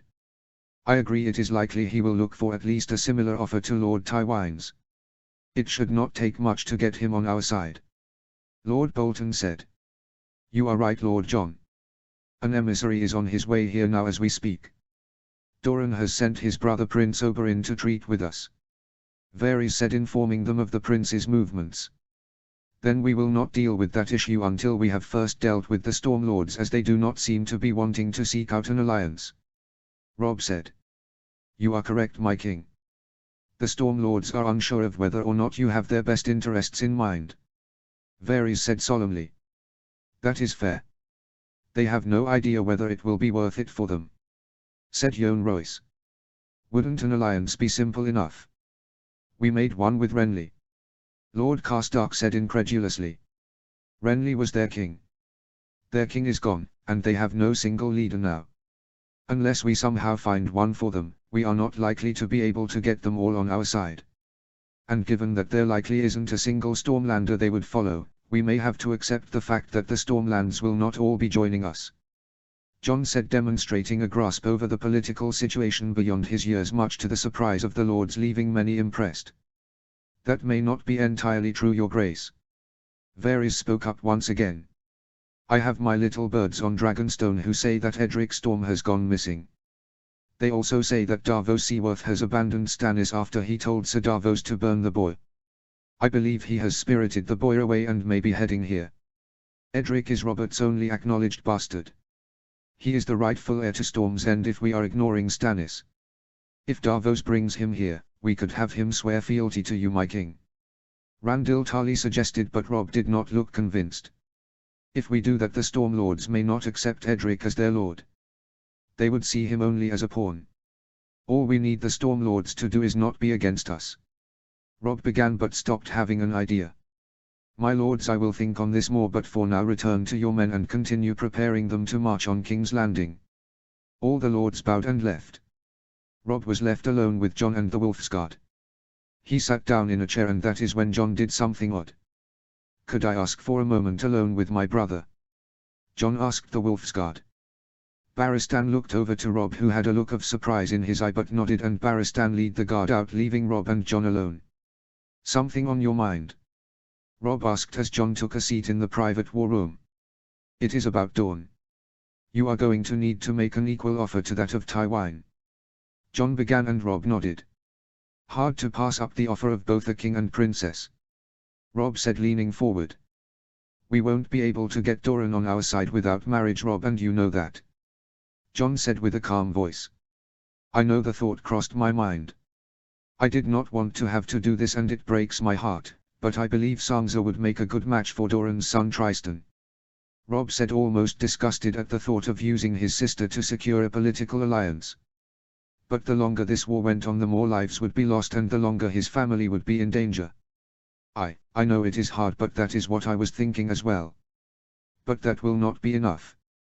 Jon began, and Robb sat back. What do you suggest? Robb asked curiously. The Dornish will know that you will never set aside Margaery, not only because you love her but also because trading the Reach for Dorne would be folly. But Doran is going to need something more, even if the Martells hate the Lannisters, Jon said solemnly. He needs someone for his daughter. Jon finished sitting up. I am not sending you to get married in Dorne to a woman you do not know nor love. Robb said slowly, standing. If you want their loyalty, you need to give them 2 marriages at least, if not 3. I don't want my little brothers being promised to a girl twice their age. Let me carry this burden for our house. Jon said, standing to look Robb in the eye. You have the North in your veins, Jon, more than I do. I will not send you into a desert to burn and rot. You love the Wolfswood and the crisp air, the open spaces of our lands, the people, and you love our home. Sansa has always been more southern anyways, and of all of our siblings could handle a southern marriage the best and be happy doing it. I will not let you sacrifice all that you love so dearly about the North. Robb said with some emotion at the honorable sacrifice his brother was willing to make. I want to protect that family, and you and I both know Dorne cannot be allowed to side with the Lannisters. My happiness doesn't matter, our family does. This isn't about me. Jon said, raising his voice slightly. He hated when Robb acted stubborn like this. They need marriages, and there is no other way to get them to bend the knee to you. No matter what the cost, I will not let you wither away in the south. No matter how pretty the girl. Robb said, putting a hand on Jon's shoulder with a chuckle. Jon did not seem to find Robb's behavior very funny and moved Robb's hand off of his shoulder. And what other option do we have? How do we get Doran to bend the knee with just 1 princess? Jon asked, only for Robb to smirk. Who said anything about Doran bending the knee? Robb finished, and Jon was finally starting to see what Robb had planned. A few days later, and just as Varys had predicted, Davos Seaworth arrived at Lannisport. He turned over custody of Edric Storm to Robb Stark and swore himself to Robb. Robb accepted and began taking counsel from Davos. Shortly after Davos' arrival, Robb found himself on the throne again, across from one of the most dangerous men in Westeros. Oberyn Martell had arrived, and the legend standing before him made even Robb feel somewhat uneasy. Prince Oberyn, welcome to Casterly Rock. Robb said after the introductions had finished. Thank you, Your Grace. It has been a long time since I have been here. Although, I never expected a Stark to be in control of the rock. Oberyn said with an impressed smirk. If you had asked me a year ago what I thought of the idea, I would have found the suggestion rather ridiculous myself. Robb said, smirking as well, now feeling a bit more at ease after the statement. I understand you come on behalf of your brother, Prince Doran. Robb said, bringing them to their business. Yes, Your Grace. Tywin has offered the hands of both Joffrey and Myrcella to my brother. The lion seems rather desperate to bring us back into the fold. Oberyn said, slowly pacing below Robb. Or rather seemingly slithering as he took one graceful step after another. And without Targaryens to support, you are weighing your options. Robb interjected, much to the surprise of Oberyn, stopping his pacing. Lord Varys is incredibly good at what he does. Robb answered, clearing up how he knew that the Martells had a secret alliance with the Targaryens. So he is. Which means you likely knew I was on my way. Oberyn said, and Robb nodded. Well then, allow me to get down to the heart of the issue. Dorne needs to pick a side. Tywin has given us a reason to pick his side. However, the Lannisters have my sister's blood on their hands, and you just so happen to be the man that killed the Mountain, which is enough in my book to have my gratitude. Oberyn said, entering his own opinion on the matter. However, my brother wants to see if you have anything to offer us for swearing fealty to you. Oberyn finished presenting his request as bluntly as possible. I cannot offer you a king, as I am married. I can however offer you a princess for Tristan and something better. Robb said, preparing to present his full offer. We would never expect you to set aside your wife for our princess, but what would be better than a king? Oberyn asked. Sovereignty. Robb said, and Oberyn's eyes widened. I will support Dornish independence. Dorne will be an independent principality once more, and I would offer my sister Sansa as a bride for Tristan to seal our alliance, once she has flowered, of course. You will help us in this war, crush the Lannisters, and when the war is done, we will sign a defense pact. If one of us is attacked, both of us are attacked. I will also fight alongside you against anyone who would claim Dorne as their own, and make sure that from this day onwards Dornish independence will be respected. Robb finished. You would offer Dorne its independence when we are willing to bend the knee for a different offer? Oberyn asked curiously. Why, your grace? Let us be honest with one another, Prince Oberyn. You do not actually think that I could exert any real influence over the Dornish from Winterfell, do you? Robb said, only for Prince Oberyn to smirk. Dorne did not even truly bend the knee to the Targaryens. You would never bend to the Starks, so let us not pretend that you will. I mean to rule my kingdom, and I do not believe that I could truly rule the Dornish, so why try? Robb finished with a smile. You are very wise, your grace. I will send these terms to my brother in Sunspear and await his response here in Casterly Rock. Oberyn gave a bow at the waist while keeping an arm behind his back and extending one arm out. See that Prince Oberyn is given comfortable chambers and whatever he needs. Robb said as Oberyn was escorted away. Now to secure the Stormlands. Later that day Robb sat in his study alone with Edric Storm. The boy had been fed and had rested, and now it was time to ask the boy if he would be willing to help Robb. I am sorry about Renly and your father, Edric. I loved your father and Renly was my ally. I am also sorry Stannis kept you prisoner. Robb sat leaning forward, forearms on his desk. Thank you, your grace. I am glad to be here away from my uncle. Edric said with a smile. Robb smiled and responded. It is your uncle I wish to speak about now. I refuse to allow him to hold any land here in Westeros. He kept you prisoner for his own purposes, so I hope the offer I make now does not make you think you are my prisoner or that I intend to use you in any way. Because I will not suffer Stannis to rule as king or lord, I hoped you would be willing to lead the Stormlands as their Storm King. Robb finished as Edric's eyes widened. Storm King? Edric said, asking for clarification. I would support your claim of kingship over the Stormlands and the Crownlands so long as you renounced any claim the lands I hold and Dorne. You would become Edric Baratheon and you would rule over the Kingdom of the Storm. I will also consider a marriage alliance between us, betrothing my sister Arya to you. However, I will only consider it after the war is over and she and you have come of age. I also do not offer this as a guarantee. The Stormlands will support us in our war against the Lannisters and we will sign a defense pact that will include Dorne after the war. Robb said, throwing a lot at Edric. He was having difficulty keeping up. Edric, you will have help managing this. I can send word to your great-grandfather of these terms. He would serve as your regent. Robb said, smiling, referring to Eldon Estermont, Lord of Greenstone. Edric thought for a moment, then answered. Send word to him that I support your terms. Edric said with conviction. He would be honored to fight those that killed his father.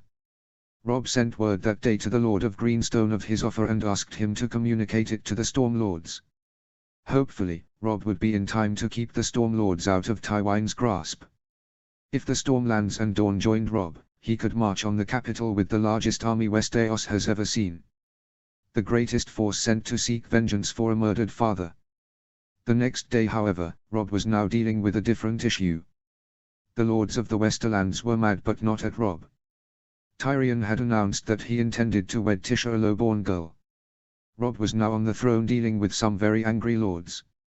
"How could you allow this, your grace? She is of low birth and unfit to be the wife of the Lord of Casterly Rock," a Westerland lord said. Robb was pinching the bridge of his nose. This was easily the least important thing he had to deal with at the moment, but he still had to manage it because of the necessity of keeping the Westerlands in line. He did not know all of the lords' names yet, and some of them still had not sworn allegiance to him. Their armies were crippled, and he knew they would not be providing soldiers to his army, but he still had to please them. "I am still not entirely sure we should accept the dwarf as lord to begin with," a new lord said. Robb was about to speak in defense of Tyrion when a familiar lord spoke up. "Speak no ill of Lord Tyrion here, Lord Harmel, or I will have your tongue," Lord Crickehole threatened. "You would follow the dwarf?" Lord Harmel spat. "Call him a dwarf again, Lord Harmel, and I will Abadal throw you from the hall. And Abadal is not known for being gentle." Robb spoke and the room was silenced. "Your Grace, may I speak?" Roland Crickehole asked. "You may, my lord," Robb responded. Tyrion looked on, wondering what was about to be said about him. "My lords, King Robb and Lord Tyrion have shown us nothing but mercy and justice since they have ruled over us. His Grace could have had us all executed, our houses destroyed root and stem. Many of us were once his prisoners. Lord Tyrion has also fought for us in this court to make sure that the Westerlands continues to belong to the Westermen," Roland said as many of the lords nodded their heads. There were only a minority of lords against Tyrion at this point. If that was not enough, he has been a more just lord of Casterly Rock than Tywin ever was. "I was in King's Landing the day the sack began. I stood by and watched as Tywin ordered the city put to the torch, and do you know what I did? Nothing. I stood by because if I stood against Tywin my house would be slaughtered just as the Rains and Tarbecks were. We lived in fear of Tywin, and now we have been given a just lord who we can believe in, and you spit at his feet because he is small and wishes to marry the woman he loves. My lords, if we are to be that unwise, then perhaps our castles should be taken by the Northmen and our houses should be destroyed. For we do not honor the gods if we cannot recognize their grace and mercy when it is given to us. Lord Tyrion will rule with justice and honor. He has been despised by his family his entire life. I believe he has earned the right to marry someone that makes him happy." Lord Crickehole finished as the hall quieted. "I agree." Lord Westerling came forward and smiled. "You have a long life of service ahead of you, Lord Lannister, far be it from us to make it more difficult for you." Goran finished. This brought the other lords in line. Robb performed the ceremony that night, and the wedding was joyous and the bedding boisterous. It was a happiness that reminded Robb of home. He missed his wife dearly, and for the first time since his father died, he allowed himself to cry. Robb had held strong for the whole war, but now all he wanted was to see his wife and son. For the first time Robb allowed himself to be tired, homesick, and sad. He always kept a strong face, but now in his chambers he wept and wished for home. The faster he won this war, the faster he could go home to them. Notes. So I enjoyed this chapter because it allowed me to do a couple of things. I could show that Varys was extremely important and that Tywin wasn't just sitting on his hands and was in fact plotting something. I also got to move Dorne and the Stormlands in the direction of Robb. And I got to show Tyrion being accepted as the Lord Protector of the Westerlands. I also got to have some fun with Joyhill, as I think her description in the books is just adorable and I want to make her happy. I had thought that this would be a good chance to maybe get Jon hitched, but I just didn't really have a passion for writing an Arianne/Jon part of this fic. Also I know it would kill Jon to probably live in Dorne just being who he is as a character. I do also kind of need him to stay in the north for the rest of the story, lol, and I have other plans for his romantic other half, winking smiley. Hope you all enjoyed. Chapter 38, Terror and Butchery. Notes. Hope you all enjoy. This is one of those setup chapters, and so there isn't a ton happening here, but there are some important pieces being moved into place. See the end of the chapter for more notes. Chapter text. Robb was outside of Casterly Rock examining his troops alongside Oberyn Martell and the Blackfish. The fresh troops from the Vale, Reach, and North had begun arriving to replace what little losses they had taken during the war. The mustering was made easy at Casterly Rock and Lannisport due to their large deep-water port at Lannisport. Several hundred anchored ships of Robb's different fleets dotted the glistening sea. "It is a magnificent army, Your Grace," Oberyn said as their horses walked them through the camp, which seemed to stretch to the horizon. 120,000 men. The largest single force Westeros has ever seen in recorded history, and there are 40,000 more men that will join us when we march to King's Landing. The Blackfish responded with pride. It was the greatest host that Westeros had ever seen. Prior to this, the largest army had been the force that faced Aegon on the Field of Fire, mustered by House Gardener and House Lannister. 55,000 warriors, although it did not do much good against dragons. Numbers do not win a war, Robb said stoically. "No, Your Grace. But they do help," Oberyn said with a smirk, and the Blackfish joined him. "It is fair to say that even without the numbers, you would have been successful. You are a natural battle commander, Your Grace." 5 resounding victories in the field against the Lannisters, followed by the quickest conquest of a kingdom since Aegon's own conquest. Then you go and take a fortress that had never fallen to an enemy force in recorded history. All while taking minimal losses. While I love my brother, he would be foolish to stand against you," Oberyn finished. "I appreciate you saying so, Prince Oberyn. Our houses are natural allies," Robb said, smiling. "I do wish to ask you something, if it would not be impolite," Oberyn said. Robb and the Blackfish both knew Oberyn would ask even if the question was impolite. "I hope to give you an answer." Robb smiled, wondering what this was about. "I had always wished to be the one that killed the Mountain. He murdered my sister's children and then with their blood on his hands raped and murdered her." Oberyn paused. Robb knew the story and it sickened him. "I know that you were the one who killed him. What did it feel like to kill him? What did he say? What was the look on his face?" Oberyn asked. Robb could tell Oberyn needed vengeance just like he did.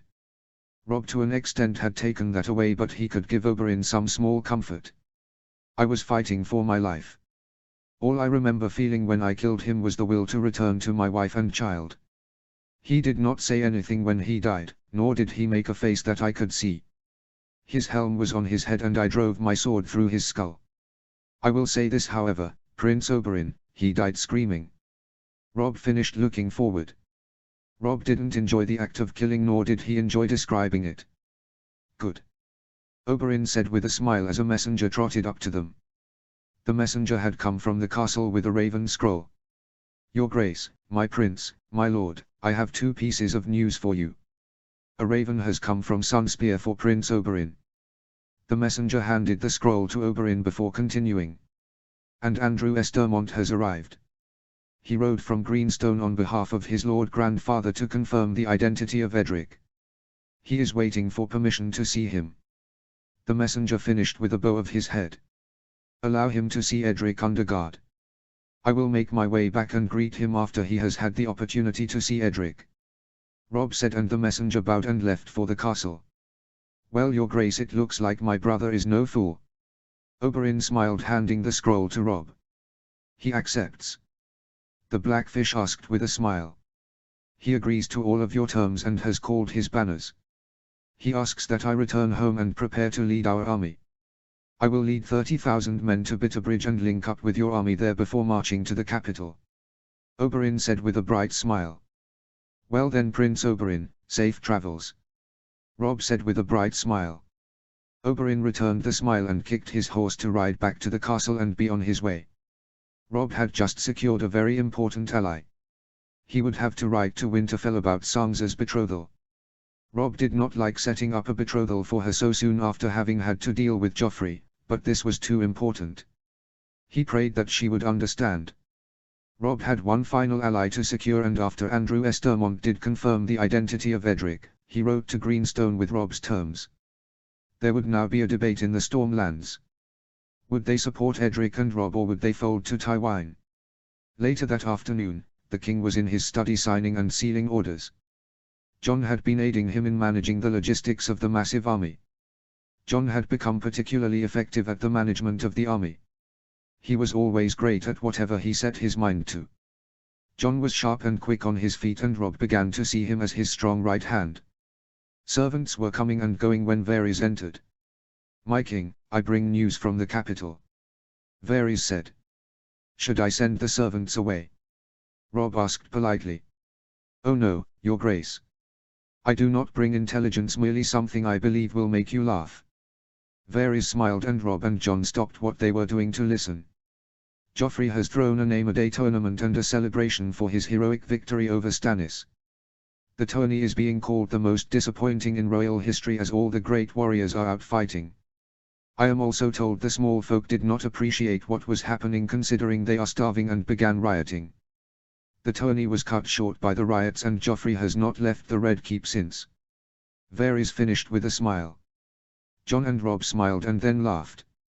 He really was that much of an idiot. He threw a tourney while his supply lines are being cut.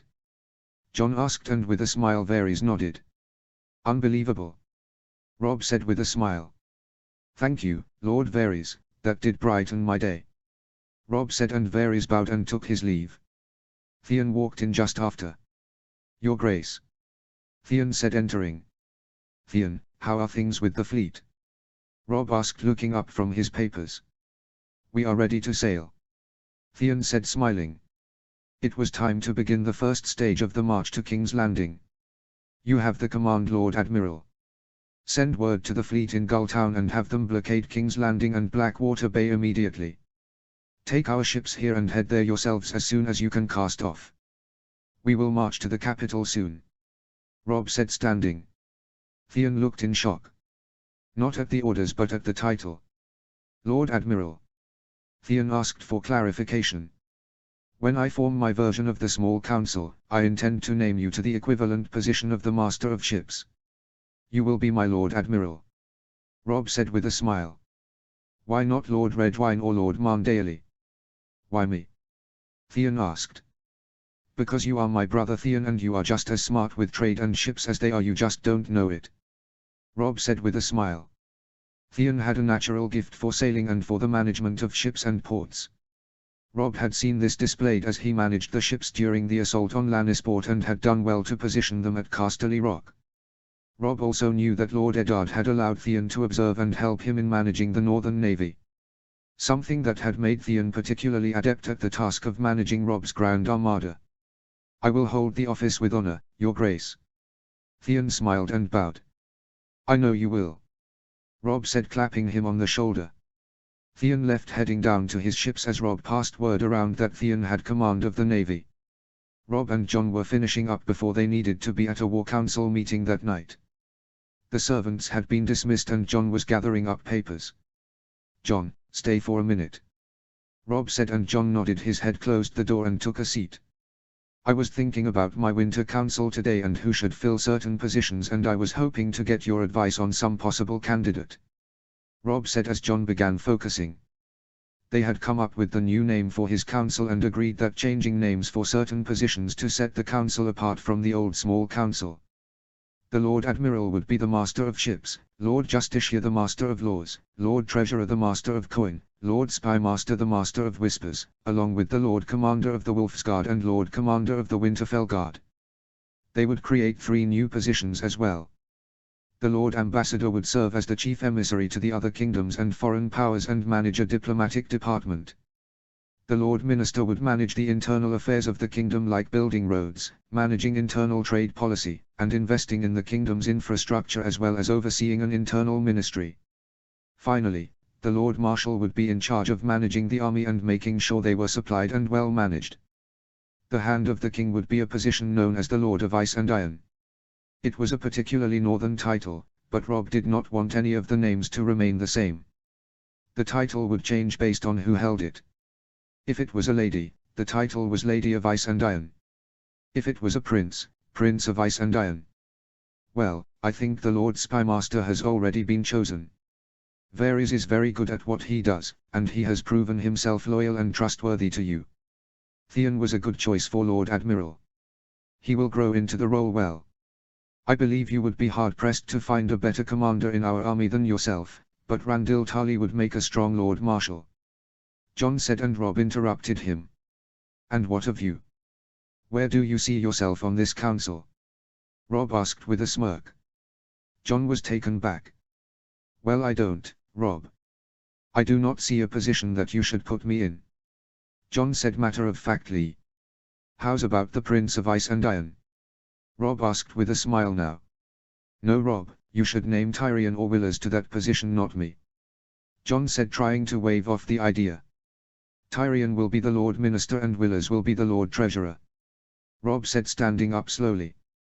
Robert Baratheon told me something while we were on the hunt with him. If you are a king, the first hand you should pick is the man that taught you everything. Your second hand is your best friend. Father taught you and I everything we know, so not only are you my best friend, but you also hold knowledge from Father that I will need to help me rule. I would have no one but you as my Prince of Ice and Iron. Prince Jon Stark, I would name you the Prince of Ice and Iron. Robb's tone was formal and serious. I need you by my side. You are my brother and you have helped me and stood by my side for this entire war. I could not do this without you. Help me rule the kingdom we have built. Robb finished and Jon stood. Jon went to one knee. I am honored, Your Grace. I pray I serve you well. You already have. Robb said, smiling as Jon stood. Robb brought him into an embrace and the two went to the war council together. At the council meeting, Robb went over his plans. I ordered our navies to head for King's Landing today, and I do not expect that we will be here much longer, my lords. The Storm Lords are debating their next move, but we will not wait for them. Dawn marches for Bitterbridge, where they will link up with our army there and march to the capital. Uncle Brynden, I am going to send you to Harrenhal to take command of the Riverlands army there, and I want you to march into the Crown Lands. With their armies at the capital, I expect the Crown Land castles will be easy to take. The houses sworn to Dragonstone seem to have returned to their castles, but they have not sent their forces to aid Tywin. We will assume they intend to remain neutral for now. You will only attack the castles and towns north of King's Landing that have sent troops to the capital. Robb said, and his uncle nodded. Your Grace, what is our objective after we have taken the capital besides unhousing Joffrey's head from his shoulders? The Great Jon asked as the other lords laughed.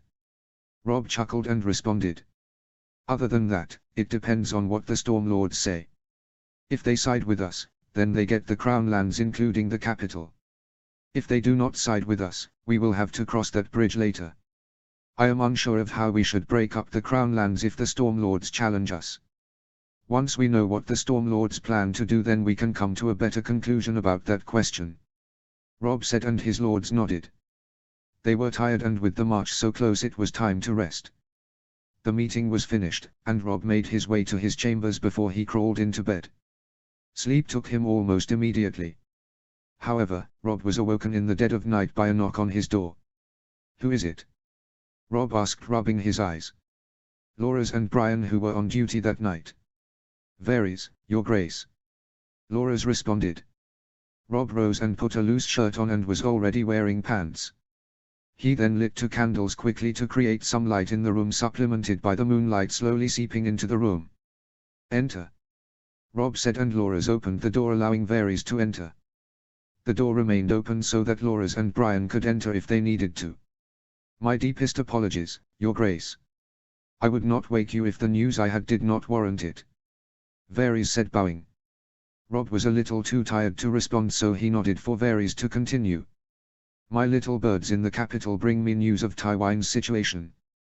They tell me that the capital is starving because of the presence of his army within the city and the recent siege. The war has taken its toll on King's Landing. Yesterday, to stop the riots, Tywin publicly executed several thousand people. Varys said, and Robb's jaw fell open. It was butchery on a scale not seen since the Mad King. There is more. He also threw out near 100,000 women and children from the city to deal with his supply issues. The refugees now roam the countryside and are still starving. They have formed small clusters of camps outside the city. Bandits have already begun attacking them even though they have only been out of the city a day. Varys finished. This was a great dishonor. A lord's duty is to protect his people, not throw them to the wolves. Your Grace, I also bring troubling news from Dragonstone.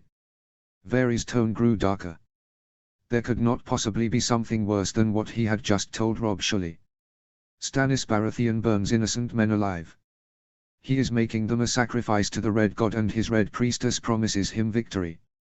He burns more every night. Varys finished, his eyes downcast. Gods. Robb said finally. It was terror and butchery on a scale never before seen in Westeros. A tyrant kills his subjects while a broken man sacrifices them to a foreign god. They had to be stopped. I wish for you to rest tonight, Lord Varys, but I am going to draw up an order tonight that will allow us to set aside supplies for refugees that we encounter on our march. I will not have us abandoning them when we encounter them, even if they are not my subjects. Robb said, moving to his desk to write the order. Varys smiled at the king's actions. This was a worthy king. Varys bowed and left, but as he did, he turned and said, "You would make your father proud, Your Grace," he said as he left, and the words rang in Robb's ears. He smiled, hoping it was true. Robb wished for his father's counsel now, but knew that if there was one thing his Lord Father always did, it was the right thing. Notes. I enjoyed writing this chapter because I got to talk about the future Winter Council. I liked changing the names just because this isn't the Targaryen Council anymore, and since the capital will be Winterfell, it fits more to change things up a little. I struggle with the Prince of Ice and Iron idea. Part of me wanted to do Prince of Ice and Fire, but damn, would that be just a little on the nose, lol. And there also wasn't exactly a precedent in the North to use the term Ice and Fire except of the Pact of Ice and Fire. However, the Pact of Ice and Fire was an agreement between House Stark and House Targaryen, and so Ice and Fire sort of had a semi-Targaryen aspect to it that I wasn't exactly wanting to introduce to the title. But Ice and Iron have always been two elements or things, I guess, that have always been associated with the North. I also wanted the title to be able to be changed dependent on who held it. I also found that Robb would need the 3 new councillors as well, based on how his kingdom would function. There would be a need for an internal manager of logistics given how much emphasis Robb is going to want to put on internal infrastructure. This is because of how much his father believed in investing in the infrastructure of the North when Robb was a child. Just another little thing that has rubbed off from Eddard onto Robb. The Lord Ambassador comes as a necessity because there are now going to be 3 kingdoms in Westeros, and diplomatic ties will need to be managed very carefully. Finally, Robb has developed a sort of love for military strategy and logistics, and so sees a need to create a manager of the armies in his kingdom. You will come to see in part 2 that the Lord Marshal isn't a commander-in-chief so to speak, but rather a military advisor to the king and someone who makes sure that the different armies of the Kingdom of Winter are well managed, well supplied, uniform and ready to mobilize when needed. Jon as the Prince of Ice and Iron has always been my goal with him. I truly believe that Jon and Robb, given the opportunity, would rule together, and I have always seen Robb as the king with Jon as his strong right hand. It also lightly parallels Aegon and Ois, although Jon is no bastard winking smiley dot. But I also believe Robb would have it no other way as well. This reaches back to the whole thing with Robert telling Robb that you pick the man who taught you everything as your first hand and your best friend as your second. Robb cannot have his father be his first hand, and so therefore picks Jon, who is his best friend. Hope you all enjoyed. Chapter 39, The Wolves' March. Notes. You will be getting 2 chapters today because this one is short and basically sets up the next chapter. Hope you all enjoy. See the end of the chapter for more notes. Chapter text. The army had stayed in Casterly Rock for nearly 2 months since they took the castle. The Westerlands were secure and the army replenished. Diplomatic ties were created and now they were just about ready to march for the capital. Robb smiled as he read the scroll from Greenstone that Andrew Estermont had presented to him. Then we march on the capital as allies. Robb said, standing and offering his hand to Andrew, who took it. Eldon Estermont had convinced the Stormlords to support Edric, and Eldon had been declared the boys' regent. Edric's mother was unable to serve as his regent because the Stormlords would not have a woman of the Reach guiding their new king. Edric Storm was now Edric of House Baratheon, first of his name, the Storm King and Lord of Storm's End and King's Landing. Eldon would lead what was left of the army of the Stormlands back to King's Landing. While the army of the Stormlands had only taken around 2,000 losses in the assault on King's Landing, they had had their supplies and morale decimated by Stannis. It was relayed to Robb that they could only maintain about 10,000 soldiers. Robb would have no problem with this. With the Stormlands and the Dornish as allies, the army that would meet at King's Landing now was 200,000 strong. One of the greatest armies in the history of the world, and they were coming to Tywin's front door. Just as Eddard had predicted would happen. Robb was in his armor as on the day before they were to begin the march for King's Landing, meeting with his lords, going over their plans one last time. But this time Jon was taking lead on laying out the plan as Prince of Ice and Iron. Oberyn's army has arrived at Bitterbridge and linked up with Greysteel there. Greysteel and Oberyn will march through the Stormlands, and Eldon's host will join ours and the Dornish. They will then take their 60,000 across the Blackwater Rush and set the siege while we arrive from the Gold Road. My uncle will secure the castles and towns close to King's Landing and will most likely link up with us before we arrive at the city. Jon said over the map of Westeros on the table in front of the War Council. The Shivering Sea Fleet has already blockaded the city, and the rest of our navy will be in the gullet soon. Once they arrive, a portion of the ships will blockade Dragonstone while the rest hold the gullet, cutting off the entirety of Blackwater Bay. Jon finished laying out their strategy. Any questions? Robb stepped in as his brother finished. This was the final move on the board. They were about to have Tywin in check, and this would all come to an end soon. Now this war was no longer a matter of survival, it was about building a brave new realm. Get some rest, my lords, we march at sunrise. Robb said as the war room cleared. Robb arrived back in his chambers and crashed on his bed. He was tired and all he wanted was sleep. I will see you soon, Margaery. I swear it. Robb said as sleep took him. He dreamed of what it was like in Winterfell, what she was doing, her touch, her smile, her warmth. North in Winterfell, Margaery was holding little Ned as she sat with her good mother and sisters. They had just received word that Robb was preparing to march, and that Sansa had been betrothed to Tystane Martell. Sansa was happy but anxious. She had never been officially betrothed to Joffrey, but it was somewhat of a foregone conclusion in her mind. He had been erratic and cruel when they had arrived in the capital. Sometimes he would show her courtesies and give her kisses, other times he would snap at and belittle her. I am not sure that I want to marry a prince.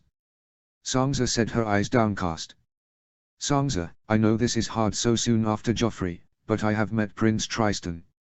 He is a kind boy and is rather handsome for his age. Margaery said to her good sister who was sitting close to her. Eddard gently reached for Sansa's hair. He was such a good baby, rarely crying and always happy.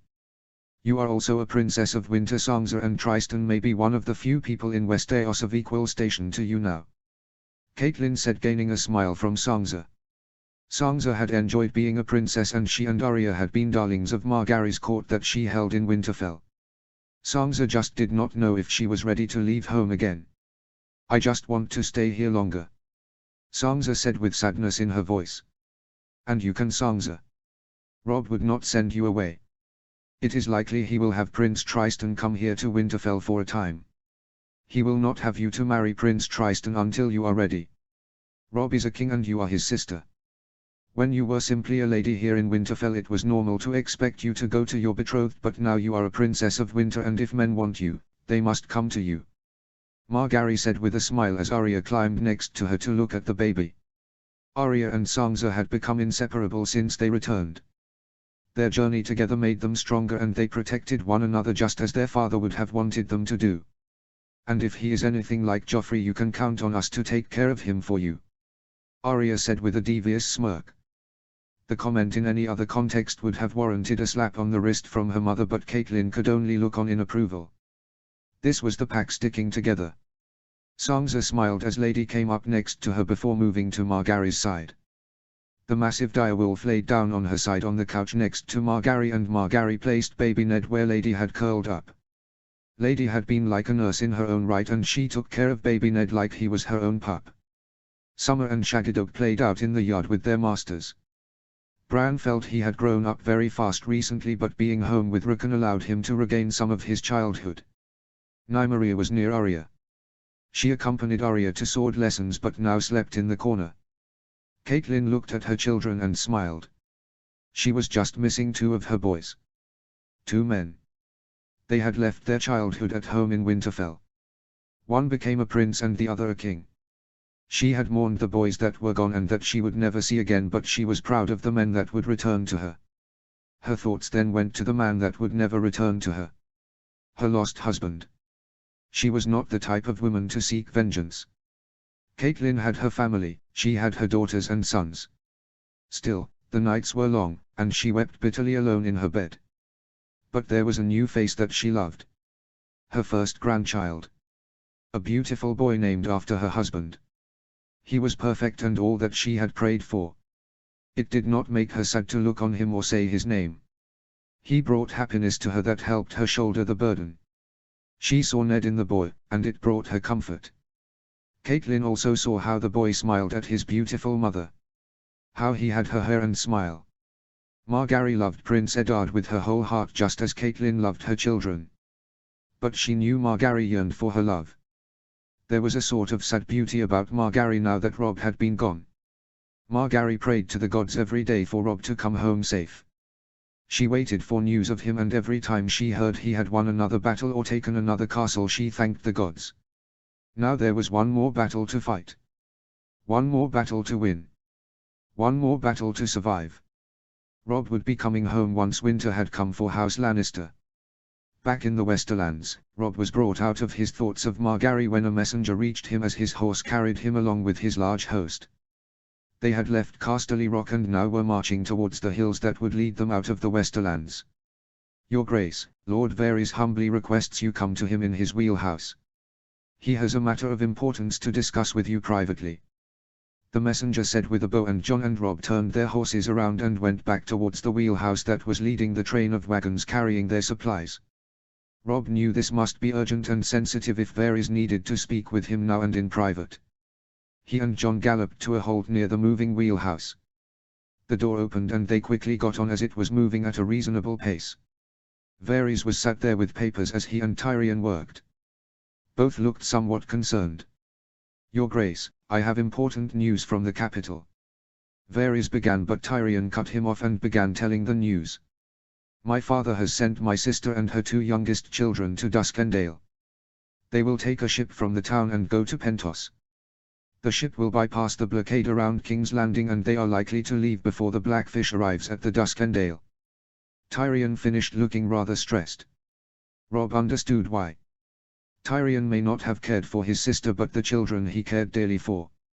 He worried for their safety, and this was a bold attempt to escape. And what of Joffrey? Robb asked, wondering if he was running as well. He stays in the city. My birds say Joffrey has been emboldened by the victory over Stannis and believes you will present a similar challenge. One he believes he can crush. Tywin stays because he knows that the only way to save his dynasty is to defeat you at King's Landing. He will attempt to save the dynasty while the escape of his daughter and grandchildren saves his family in his mind. Varys finished. Is there anything that can be done? Cersei is one of the people responsible for my father's death. Robb said, hoping they could stop her. Likely not. By the time I could bribe the captain of their ship or find some way to communicate to my birds a way to stop her, they will already be gone. Tywin went to great lengths to veil his movements in this matter. Varys said, shaking his head. Then we shall not attempt to do anything. Robb said as everyone's heads shot in his direction within the wheelhouse. What? Jon questioned, wondering why. If we cannot stop them, then we will not try. Joffrey is still in King's Landing and so is Tywin. Let us remain focused on them if the lioness and cubs are out of our grasp. Robb finished and Jon stood down. Jon knew his brother was right. Robb nodded to Varys and Tyrion, and then the wheelhouse slowed so Robb and Jon could step out and get back on their horses. They rode back to their place in the column and they were joined by Grey Wind and Ghost. The wolves had been hunting and after thoroughly satisfying themselves they trotted next to Robb and Jon. The wolves reminded the prince and king of home. Robb couldn't help but be drawn to Margaery and his family again. I'll be home soon. Notes. Again, this was mainly a setup chapter, but I hope you enjoyed the little jump over to Winterfell to see what has been going on up there. I felt like we hadn't seen those characters in a while and I wanted to make sure that we all remembered they existed, haha. So again, just some setup, not a whole lot of notes here. On to uploading the next chapter right now. Hope you all enjoyed. Chapter 40, Royal Hostages. Notes. Oh lordy, this was a fun one to write. See the end of the chapter for more notes. Chapter text. Oberyn has arrived outside King's Landing and has set the siege. Jon read the message aloud to the War Council, who were meeting as the tents were being broken down for that day's march. Garth Hightower and Eldon Estermont are spread out along the northern half of the city, blocking the King's Road, and Oberyn holds the south. Jon finished as the lords smiled. The noose is tightening, Lord Bolton said with a smile. Once we arrive, we will be able to survey the situation and aid in the siege. Send word to Oberyn, I would like to be present before any decision is made about whether to assault the city is made. Robb said, and Jon nodded and had a messenger write out the request. Now dealing with two other independent powers, he could not just order the other commanders around. He needed to command by request when it came to them. The Blackfish has Duskendale surrounded as well, Yohn Royce said, pointing at the city. It is a shame that the royal family escaped, Lord Umber said. I agree, but there was nothing to be done, Robb said as a messenger handed him a letter. Robb seemed to pause as he looked at the letter and furrowed his brow. Jon immediately could tell the content of the letter caused Robb to begin to think, as if crunching numbers in his head. Your Grace? Jon asked, wondering what it was causing the other lords to look at Robb. Theon sends word that he has the gullet blockaded. This was sent 4 days ago, Robb said, folding the letter in his palm, trying to do some math in his head and running his finger over the map. What is it? Jon asked, seeing the wheels in Robb's head turning. Oberyn set his siege 3 days ago, right? And the Blackfish arrived at Duskendale yesterday. Didn't Varys say the royal family left Duskendale on a ship 3 days ago? Robb said, his eyes widening. No one was following his line of thought. Yes. Jon began catching on. Theon's blockade was in place when the royal family left. They aren't on a ship to Pentos. I bet the captain saw the blockade at the gullet and turned around, Robb said, the other lords realizing what was happening. Randyll Tarlys' eyes widened as he laid out what Robb and Jon were thinking. It takes 1 day to sail from Duskendale to where Theon was ordered to set his blockade in the gullet. If the royal family left when Varys says they did, they would have seen the blockade after 1 day, and if they turned back to Duskendale they would have arrived back in the city the day before the Blackfish put it under siege. Lord Tarly finished with a smirk. They are in the city. They wouldn't have gone back to King's Landing because Oberyn has it surrounded, and the Shivering Sea Fleet has it blockaded. No one is getting in or out of King's Landing, Robb said with a final stroke of realization. Tell Varys I need to know if the royal family is back in Duskendale. Robb gave an order to a messenger who went running. Robb realized he could have more hostages before his arrival at King's Landing. Jaime Lannister may not be so lonely for long. A day later Robb had his answer. The army was 3/4 of the way to King's Landing when news arrived that the royal children and the Queen Regent were in Duskendale stuck under siege. Robb was walking quickly from his tent to the war tent with Jon. He was barking orders at a messenger who was committing the message to memory so they could be written down and sent to the Blackfish. Tell Sir Brynden that he is to present these terms to Lord Renfred Riker or whoever the fuck is in command of Duskendale, turn over the royal children and queen and surrender the city. If Lord Riker meets these terms he will be allowed to continue ruling under the new Storm King and he will keep all his lands and holdings. If he does not, the Blackfish will storm the city with 20,000 men and take them, and the Storm King will seize his lands and strip him of all titles and incomes, Robb said as his furs dragged behind him and Jon struggled to keep up. Do we have leave to make such a demand regarding House Riker and their lands on behalf of the Storm King, Your Grace? The messenger asked. Jon, have word sent to Eldon Estermont. Tell him what is happening and what I am claiming to have leave to communicate to Lord Riker. Tell him that I am sorry, but the royal children are too important to risk losing and that I hope he will be willing to honor the claim I have made on his behalf. Tell him I mean no disrespect and that I apologize sincerely for what I am doing. Rob said as John nodded and grabbed another messenger to communicate the message. Both would be delivered by fast riders. Rob strode into the command tent where his lords were waiting. He explained what they had planned. The next day or two would be hard just waiting to hear news. 2 days later a rider arrived from Eldon. He let Rob know that he, as regent, approved of the maneuver and that Rob had his full support. Rob most likely could have made the claim he had the Storm King's authority in this matter without requesting it from Eldon. Edric was riding with Rob's army in the care of Davos, but it was important to respect the alliance. A day after that another rider arrived with more good news than Rob could have expected. "We have them," Rob said to his lords as they went over the day's news in the command tent. Some clapped, others simply nodded and smiled in support, but all were happy. Lord Riker surrendered his town and keep. Not only that, but Stokeworth and Rosby surrendered before the Blackfish even came within sight of the castles. He says that they had no fighting men. Tywine has called all of them to King's Landing. Seems the castles were manned only by their castellans and a literal handful of men, maybe 5 to 10 total. Rob finished. This would mean that their armies would be able to link up together the next day and Rob would be able to meet with the Queen Mother and her children. The day the armies linked up, they would reach King's Landing together. That day finally came and the Riverlords welcomed their king and his massive host. They had marched west from Stokeworth and met Rob's host where the Blackwater Rush meets the God's Eye River and the Gold Road. Rob had a happy welcome and the armies came together and cheered for their king. But knew he needed to see his new prisoners. He had ordered that they be kept in comfortable accommodations. The Blackfish confiscated a wheelhouse from Lord Riker and had it fitted without board locks and had the windows sealed with wood that still allowed in some sunlight. It was guarded day and night. The Blackfish ran a tight and efficient army camp. The guards were changed irregularly so that no pattern could be exploited for escape, and the children and queen would be accompanied by guards of the same gender regardless of what they were doing. He made sure they were comfortable as ordered, but that there was no way they would escape. Rob and John were in Rob's large tent now waiting for the Queen to be brought to him, alone. Brynden would escort her himself and Rob was protected by the whole Wolf's Guard fully armored. Grey Wind lay in repose at his left and John stood on his right and Ghost lay near John's feet. Rob was in his armor with his sword at his side and crown on his head, wearing his kingly fur, seated on a semi-ornate wooden chair. "Did you speak with Tyrion?" John asked as they waited.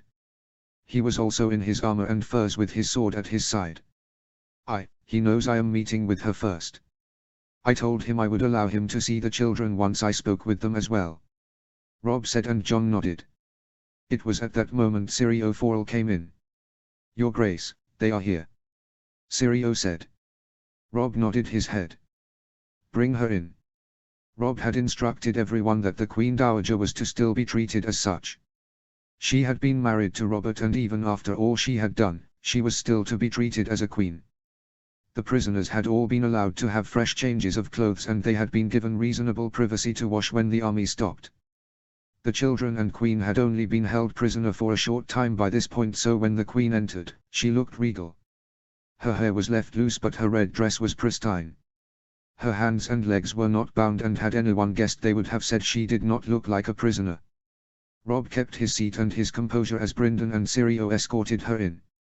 "Your Grace, the Dowager Queen, Cersei of House Lannister," Brynden said with his normal dry tone.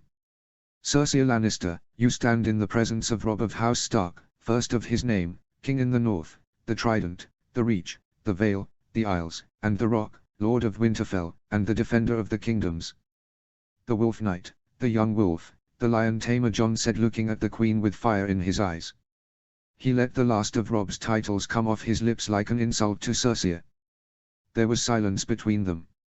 Cersei stared at Robb and he back at her, neither flinching nor showing any deference to one another.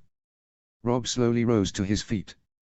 Grey Wind rose with him and came alongside his left. Cersei's eyes immediately shot to the wolf and finally she flinched with fear. Robb's left hand calmly went to a resting place on the pommel of Frost. He walked up to the Queen and stared at her a moment with stoic, unflinching eyes. Grey Wind began circling her. The direwolf got so close he stepped on the back of her dress. The wolf growled and snarled but bared no teeth. Any sound the direwolf made came low and from his chest. The king was close to the lioness. She looked at him and the boy she had met was gone. He was taller and his beard was grown in. The war had trimmed away any fat from his face and he was lean but with broad shoulders, a powerful chest, and large arms. Rob carried himself like a king and as he stared at her, she felt fear. Grey Wind came to a halt on Rob's right and Rob placed a hand on the scruff of the wolf's neck. Rob drew closer to Cersei. He was more than a head taller than her and he stared down at her with a powerful look in his eyes. He backed away slightly, being satisfied with the amount of intimidating he had done. Rob finally spoke. "How do you find your accommodations?" he asked politely but without emotions, leaving off her queenly honorific. Rob may have ordered his men to give her respect but that did not mean that he would. Poor Cersei began. Grey Wind made a noise at her and she continued. "Your Grace." She finished looking at the wolf. Rob smirked and gave her more space by beginning to pace in front of her slowly. He let go of Grey Wind who slowly walked back to the left side of the chair and laid down. "Better accommodations than what you gave my father?" Rob asked, giving her some space. "Yes, Your Grace." Cersei responded, not looking him in the eyes. "And your children are well?" Rob asked politely. "As well as they could be after being ripped from their beds in the night," Cersei said with slight venom. Lord Riker must not have been gentle when seizing the children or the queen. Rob frankly did not care how Lord Riker had treated Cersei so long as she was unharmed, but there was an uncomfortable feeling knowing his actions had caused the children terror. Rob decided to avoid the subject any further. "Why did you take my father from me?" Rob said, finally cutting to the heart of his grievance with House Lannister. "I tried to stop Joffrey," Cersei said, unable to look Rob in the eye. "But you seized an innocent man whose only wish was to see what was right be done," Rob said, doing everything in his power to remain stoic. "I was protecting my family from your father." "I was," Cersei began, only for Rob to cut her off. "You could have run to protect your family from what I was told. But instead you killed my father, my uncle and my king." Rob finally snapped a little but immediately regained control. "All for what? So, your bastard could sit a throne that never belonged to him. Also your bastard, who might be crueler than the Mad King, could bring war and destruction to this continent. You should have known the second you seized my father that Joffrey would kill him. And you should have known what would come after." Rob finished and only silence came from Cersei as Rob began speaking again. "Tyrion told me what my father's last words were: winter is coming, Joffrey. And it will come for you first. Does that sound accurate?" Rob asked, pushing his rage down. "Yes, Your Grace," Cersei said, not looking at Rob. Rob stopped pacing and stood in front of her. He took a few steps towards her. "I am Joffrey's Winter. I am coming for your son, and when I have him in my grasp, he will meet the same fate as my father," Rob said before coming close to her again. This time Grey Wind did bare his teeth and snarl, reflecting his master's tone. Rob got back into Cersei's face again. "Only, I don't need a servant to do my beheading for me." Rob finished, his jaw clenched and his eyes filled with rage. "Please," Cersei said, tears forming in her eyes, her voice cracking in fear. "Please, don't hurt my children." Rob allowed himself a human moment. It did not show, but he allowed himself to think, as a parent himself, what she was going through. Rob held 2 of her 3 children hostage and he had just threatened the 3rd one. She had not swung the sword that killed his father, but she had conspired to kill his Jon Arryn, King Robert, and his father. He would give her a small boon.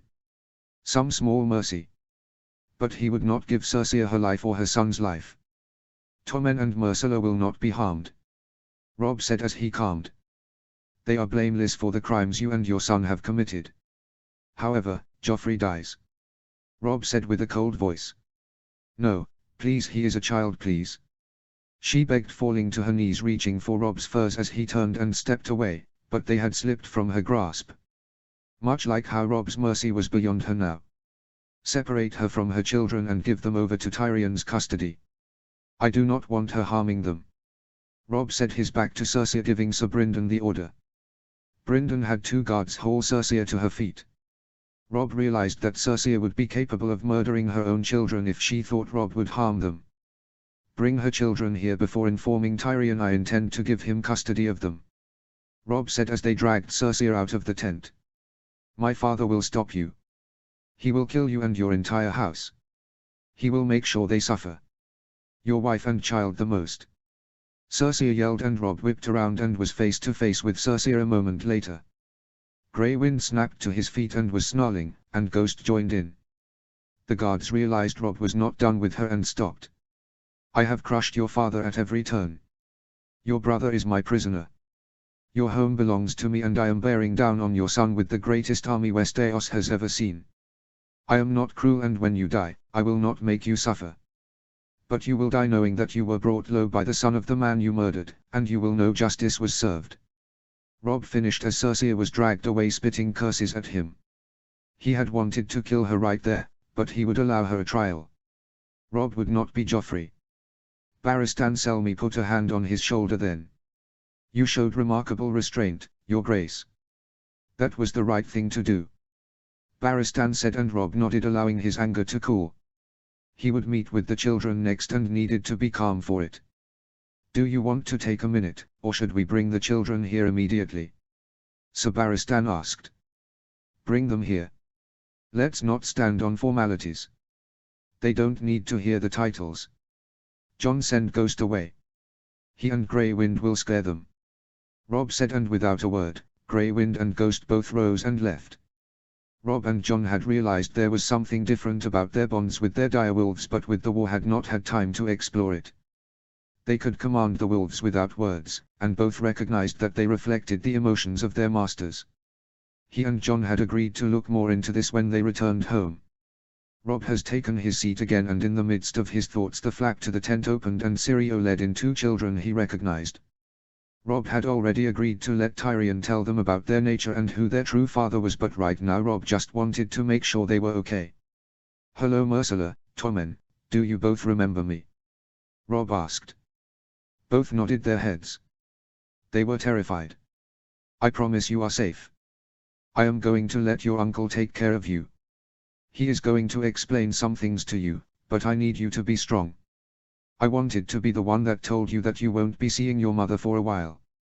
She has not been hurt, but for your safety I am going to let Tyrion take care of you," Robb explained in as level a tone as he could.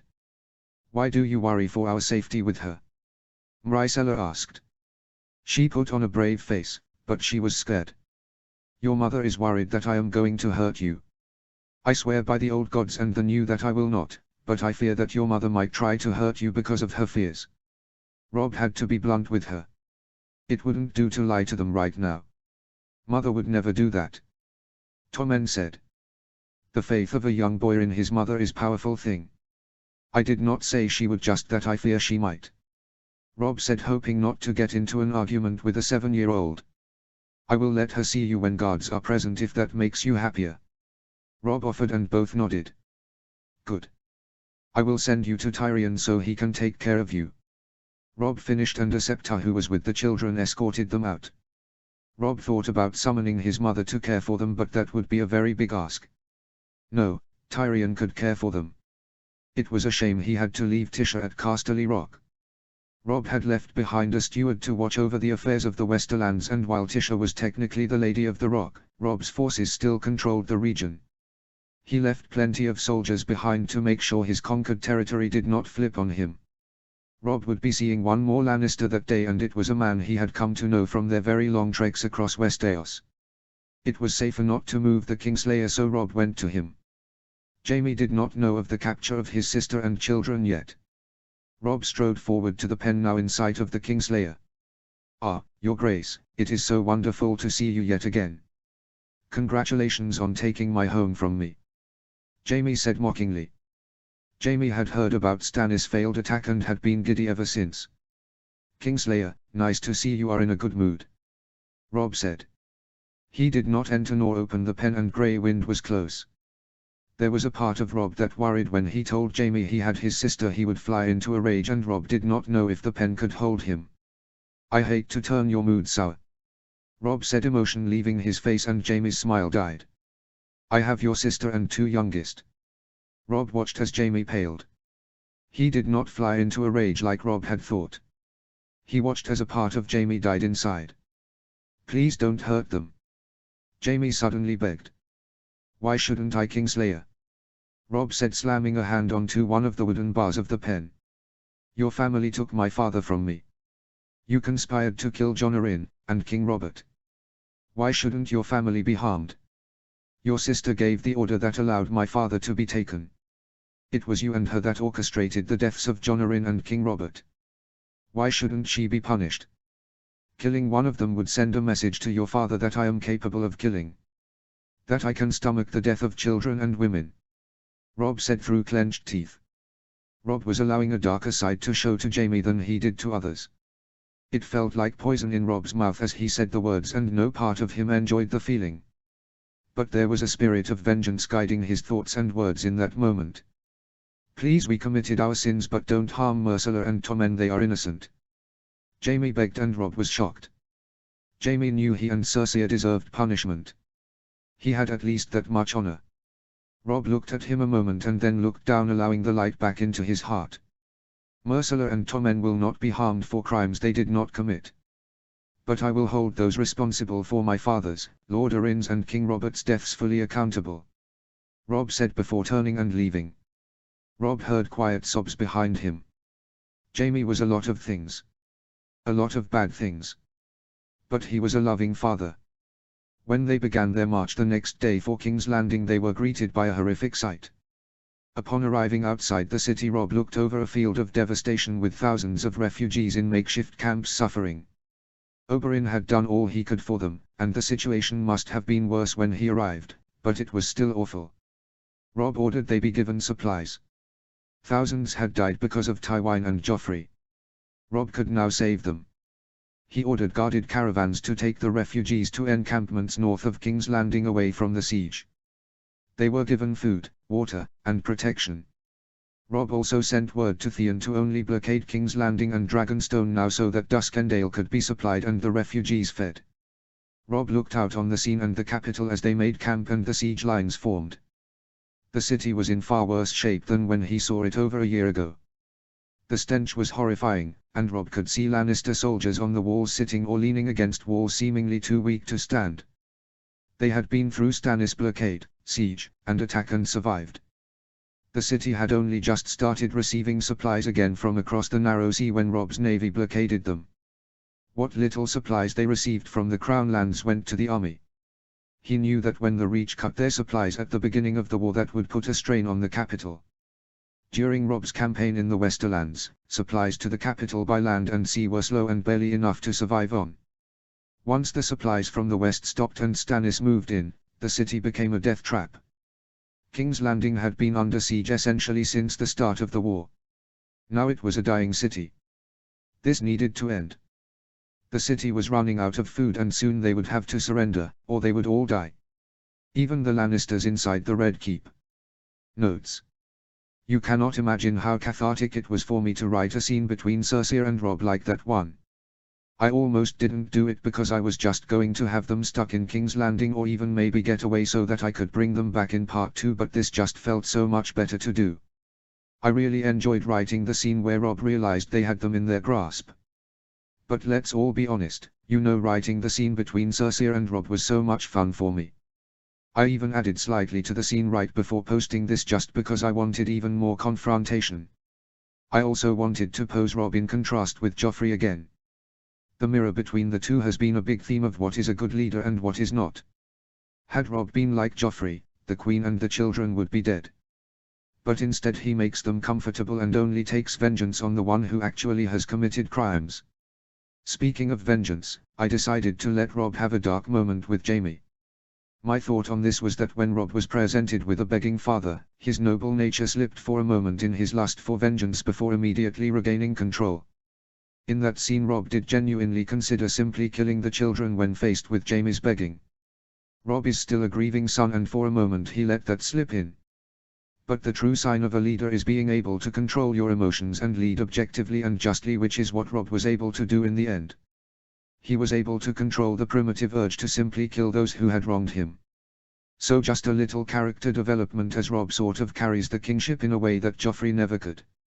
Having demons but controlling them. I also wanted to set up that King's Landing is in very bad shape. This would be like the end stages of a siege where the city is coming apart at the seams, and you will get to see that a lot next chapter. Hope you all enjoyed. Chapter 41, A Dying City. Notes. A little bit shorter of a chapter, but since we are sort of coming to the end, I don't exactly want to post a double chapter. Hope you all enjoy. See the end of the chapter for more notes. Chapter text. Rob had never seen such horror in his life.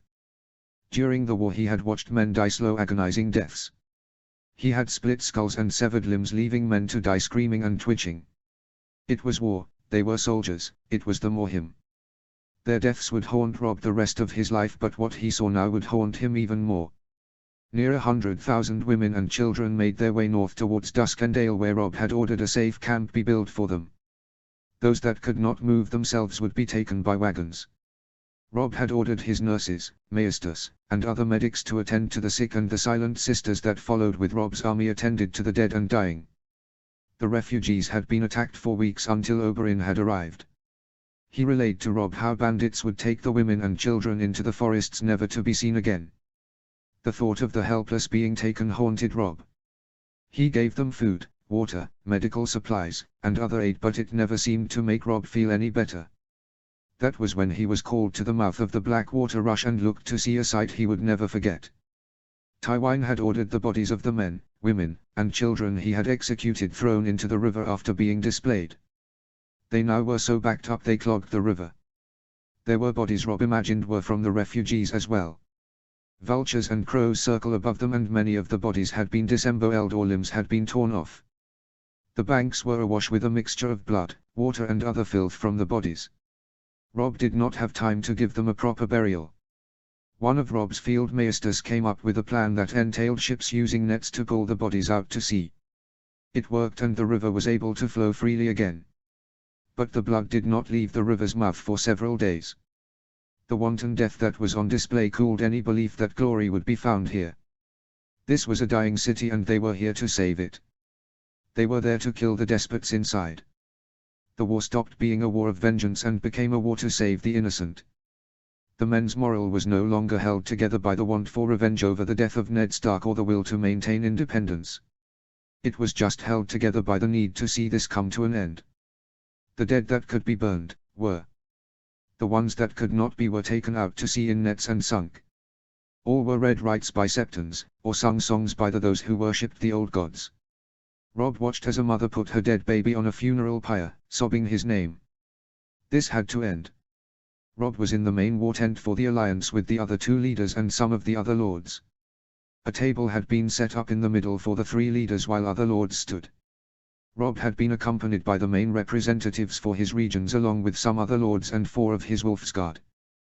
Jon, Tyrion, Yohn Royce, Roose Bolton, Garlan and Mace Tyrell, the Blackfish and Ed Muir, and Theon all stood behind Rob, who had been accompanied by Barristan, Loras, Gendry, and Brian.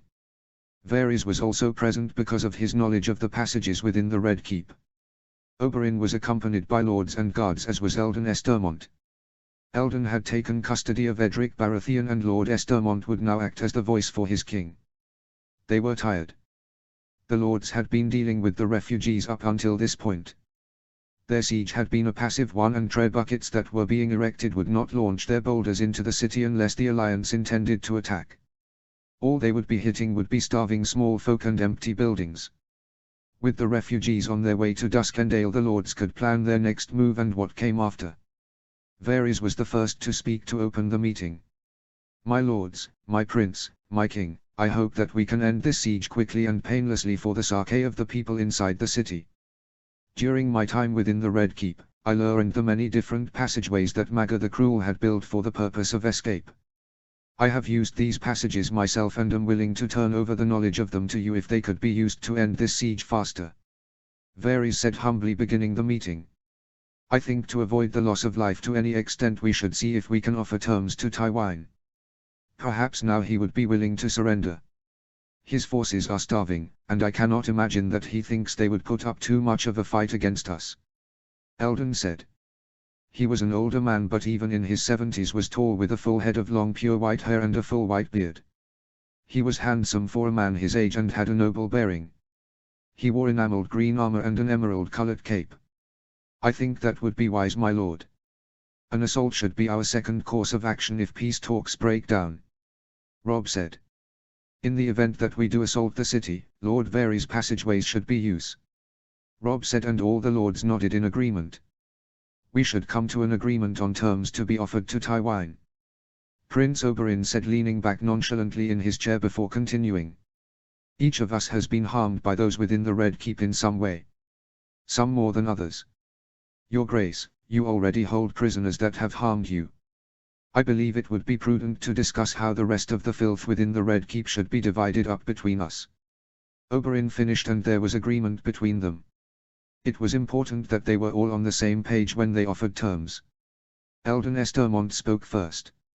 I have had the opportunity to speak with our Storm King, and his Grace does not believe he has the right to take some of those in the Red Keep over you, King Robb, or you, Prince Oberyn.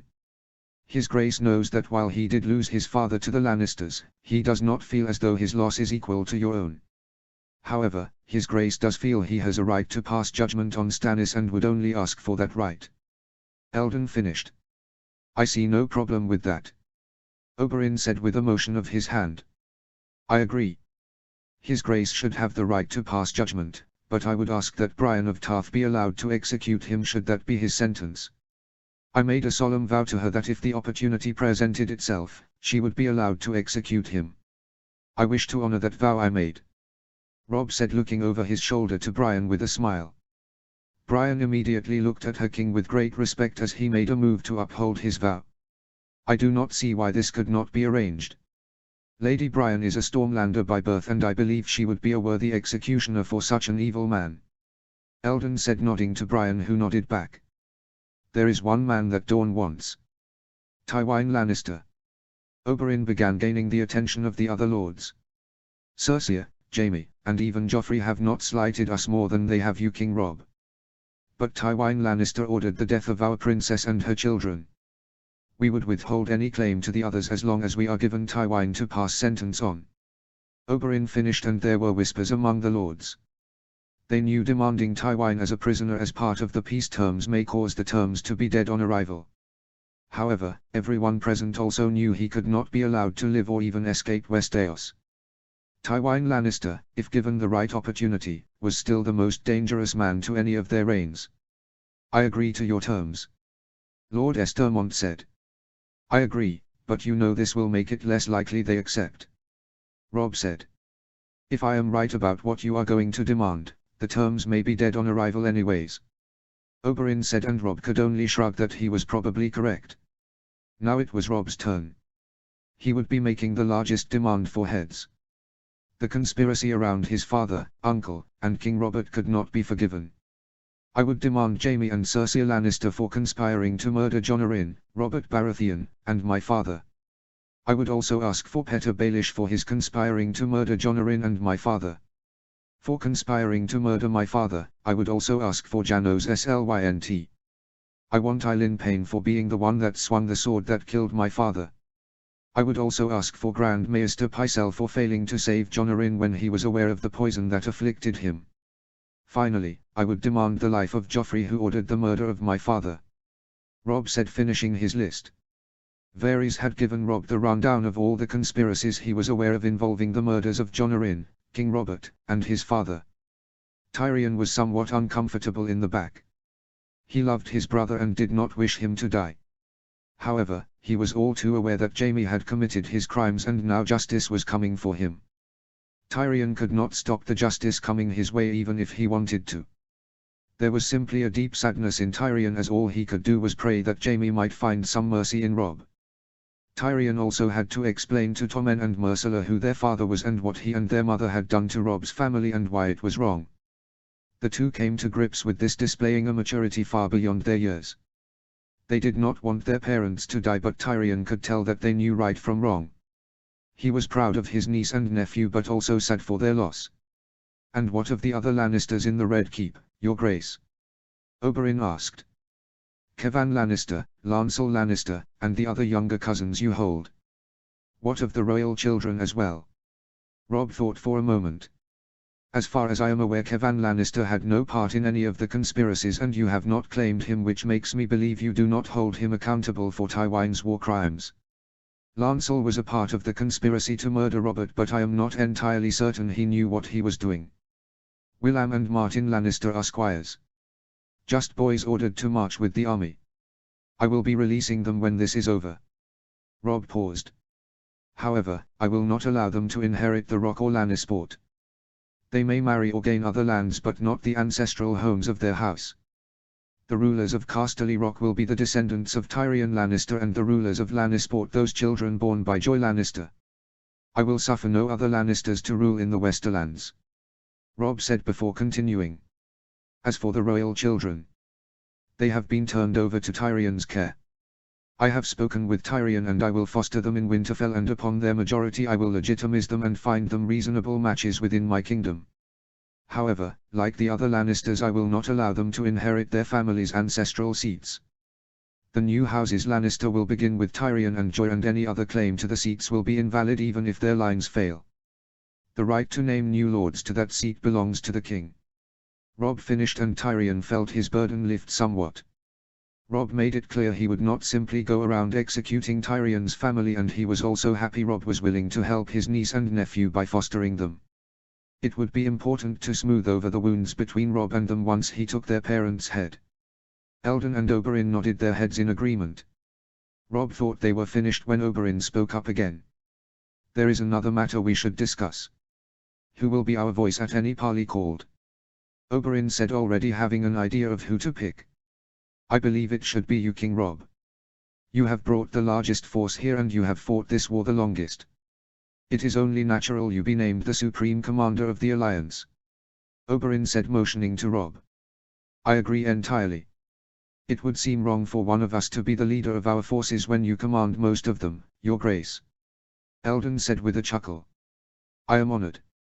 I will make sure to lead us in negotiations well. My prince, my lord, if that is all, I believe we can send our terms to Tywin and rest for the evening. Robb said, rising, and the other two rose as well. King Robb had a messenger sent under a flag of truce, and the messenger brought terms to Tywin, who took time to read them over. Robb went to bed that evening only to be woken up in the dead of night by the sounds of screams. He put on a shirt before walking out of the tent with his sword in its scabbard in case there was trouble. He realized quickly that it was not trouble for them in their camp but in the city. Stepping out into the open air, Robb's wolf's guard closed in around him, seemingly on edge.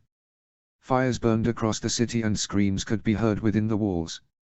A northern soldier came running over to the king. What is happening? Robb asked, demanding to know if this was their own doing. We ain't sure, Your Grace. The fires began about 12 hours ago, and we think there has been a massive riot. The soldier said as suddenly a massive green explosion occurred near the center of the city. The explosion was larger than anything Robb had ever seen. A few seconds after seeing the flash, there was a shockwave that knocked several soldiers off their feet. The shockwave rippled through the camp for miles. Next came the roaring heat from the blast. The heat made Robb feel like he was laying out in the summer sun at Highgarden again. Robb's eyes grew wide as Tyrion, Theon, and Jon came running up from different directions to where Robb, his guards and the soldier stood. What was that? Jon asked, not knowing what was happening. Wildfire. The fires must have reached the Alchemist's Guild house. Your Grace, there may be other explosions. My brother told me that the Mad King placed wildfire caches throughout the city. Many were cleared out, but some may not have been found. Tyrion said in a panic as other smaller explosions began occurring. Would your brother know where those caches are? Robb asked, quietly staring at the explosions in horror as a city died. Tyrion almost whispered as smaller explosions detonated. No. All they could do was watch as near 20 smaller explosions occurred and green fire whipped through King's Landing. The garrison must have been devastated, and the fires had not gone out by the morning. The wildfire eventually burned itself out by the following evening, but the soldiers had to listen to the screams of the burned for a whole from within the city. When the Alchemist Guild exploded, Robb theorized a significant portion of the garrison was killed. The detonation and subsequent explosions leveled a large area of the city. Robb could tell that the city could be rebuilt within a reasonable amount of time, but the loss of life was catastrophic. It was the morning following the wildfire's extinguishing that Tywin sent word to Robb. He wanted to meet for parley outside the Gate of the Gods. Robb agreed to the meeting, and so he would come face to face with Joffrey and Tywin to demand their heads. Notes. Yeah, I'll be honest, writing this chapter was kind of difficult. Mostly because I wanted to walk a line of displaying the abject horror of the situation while also making sure this story didn't turn into a sort of dark protest against war. I think GRRM does the best job of displaying the horrors of war, and one of the things I never want to attempt to do with this story is try to do what GRRM has already done super well. War is never a good thing, and I think if you have read A Soi If you understand that. I also did not want to tonally shift the story away from sort of the light airy story I have been telling up to this point. With that said, the horrors of war play a huge role in each of the characters moving forward into parts 2 and 3. Many of the decisions Robb and Jon make in parts 2 and 3 are made because of their disgust for war after this very incident. So it was important for me to show how deep of an impact this could have on both of them moving forward. I think it is safe to say that Robb and Jon are both really good at the act of war and killing, but neither enjoy it in any way. This event only seeks to cement that. This chapter was also just a little mentally draining for me to write because of course when you are writing you have to imagine the images the characters are seeing and that is going through their heads. A lot of chapters are told from Robb's perspective, and so I put myself in his mind. This chapter took me to a very dark place in terms of imagining the devastation. Especially at the very beginning and very end of the chapter I had to take several breaks just because you have to image devastation on a scale that honestly just makes you sit back and remember all the shit humanity is capable of. Part of me too had to remind myself of all the good humanity is capable of too, which is why I wish I could have spent more time on the aid that the army gave to the refugees. But if I did that, I realized that the tonal shift in the story kind of became very jarring. The goal was to start the chapter off with a dark tone, shift to a tone that gave you a break from that, and then shift back to a dark tone at the end of the chapter. If I tried to show the good Robb did, the story kind of went dark, neutral, super happy, super dark, and so I needed to sort of calm that down because it didn't feel right. I hope you all enjoyed. Chapter 42, Parley. Notes. Super short chapter, but again I don't want to rush into the ending of the story. I know I make a decision in this chapter that some of you will likely find anticlimactic, but I explain in the notes at the end. This is not the climactic end of the story, I promise. Gold star to the first person that finds the Troy reference. Hope you all enjoy. See the end of the chapter for more notes. Chapter text. King Robb, Prince Jon, Tyrion Lannister, the Blackfish, Yohn Royce, Garlan and Mace Tyrell, Great Jon Umber, Roose Bolton, Theon Greyjoy, and members of the Wolfsguard waited a safe distance outside the Gate of the Gods. The direwolves Grey Wind and Ghost had also accompanied their masters. They were joined by Prince Oberyn and Lord Estermont and their guards and lords. They had been waiting for a short time before they saw the gates open and riders begin trotting towards them. They were led by who Robb assumed was Tywin Lannister. Tyrion began giving Robb the names of the people with him. My father is in front. I am sure you know Joffrey. On my father's left is my uncle Kevan and his son Lancel.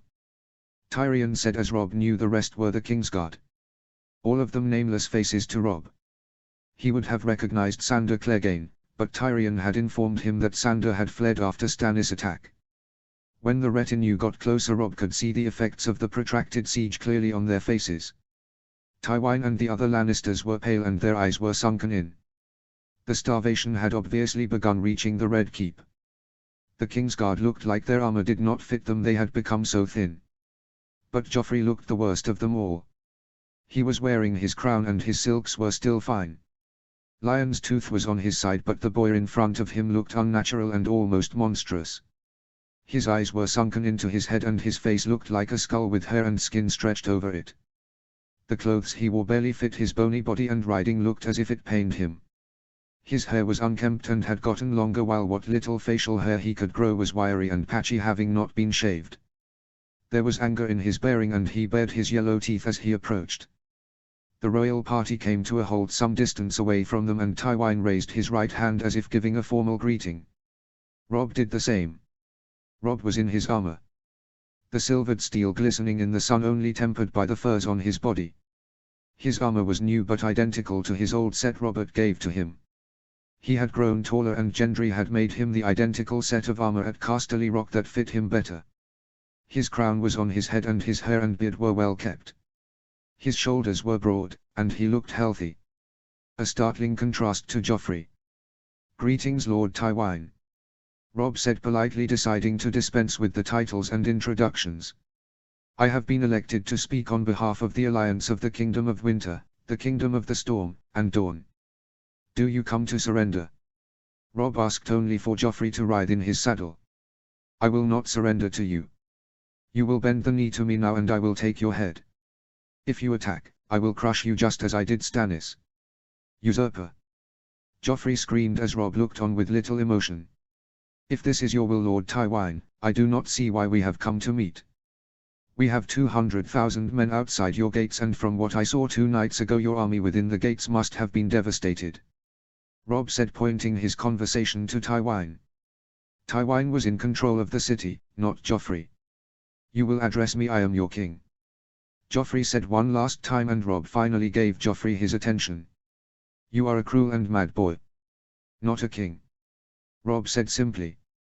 "I will punish you. I will make sure you die screaming, but before that I will make sure you watch your wife and child die slowly, screaming," Joffrey said with rage. Robb's composure slipped and swords were drawn. He pulled Frost first and pointed it at Joffrey. Joffrey's Kingsguard pulled theirs and the rest of the guards present did the same, but no one moved as Robb simply pointed his sword at Joffrey. The direwolves looked ready to leap and attack and were both snarling loudly. "Before my time is done, I will look down on your corpse and smile," Robb said through gritted teeth as the tension in the air was palpable. At any moment this could break out into a fight. "Kill him, kill them all, I command it," Joffrey yelled, but none of his guards moved. "You will do no such thing," Tywine calmly ordered. "We came here to treat, not fight. King Robb, do you have terms?" Robb lowered his blade but kept it unsheathed. "The only terms I have are the ones I sent you earlier. You will surrender to me and stand trial for your crimes. I cannot accept those terms. However, I will offer you Petyr Baelish, Janos Slynt, and Pycelle. In exchange you will allow myself, my children, and my grandchildren to leave Westeros for the free cities. I swear we will never return," Tywine said calmly. "You coward!" Joffrey yelled, but at this point the boy was being ignored. "I cannot accept those terms. Not while I have you surrounded and am poised to attack. Your garrison has been devastated and is starving. The people want your head and they know you have caused their woes. You have committed atrocities unlike any seen in Westeros and you will answer for your crimes. We are done here," Robb said, kicking his horse and riding away with his whole group. They would not negotiate with Tywine any longer. Robb woke the next morning and dressed for the War Council meeting that morning. They would make their plans to assault the city. However, Robb was interrupted by Jon, who walked into his tent with a confused smile. "What is it?" Robb asked. "Your Grace, it seems Janos Slynt has taken control of the city. He has Tywine and the other Lannisters along with Baelish, Pycelle and Joffrey all in chains and gagged," Jon said, still with a smile. "What?" Robb exclaimed. "Bring him here now." Jon exited and, in a few minutes, returned. Robb was guarded by the full Wolfsguard. The prisoners were thrown at Robb's feet. Joffrey was screaming through his gag. Janos stood with what Robb could tell was ice in his hands. Slynt then stepped forward and went to one knee. "Your Grace, I bring this and these prisoners as gifts of my loyalty," Janos said on one knee. "I also give you this," Janos said as he unlatched a spherical object from his belt wrapped in a cloth. Janos unwrapped it and it was the head of Eileen Payne. Janos lifted ice as an offering to Robb with his eyes cast down on one knee. "I give you all this and the city to display that I have come to recognize your rule from afar, O mighty king." Janos' words were lofty, and Robb was doing the best he could to hide his anger. "This is a grand gift," Robb said, lifting the massive sword out of Janos' hands. He partially unsheathed it and to make sure it was in fact ice. The Valyrian steel looked just how he remembered it from when Robb saw his father wield it. His father's sword, now his. Frost would still be used in combat, but ice was the ceremonial sword of his house. It was ancient and storied, and it finally was back in the hands of a Stark. But you are a fool if you think it will save you, Robb said, snapping the blade shut and turning away from Janos. What? Janos asked.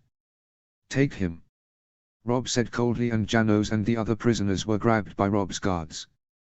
Get them out of my sight, Robb finished with no emotion. You can't do this. I am Lord of Harrenhal.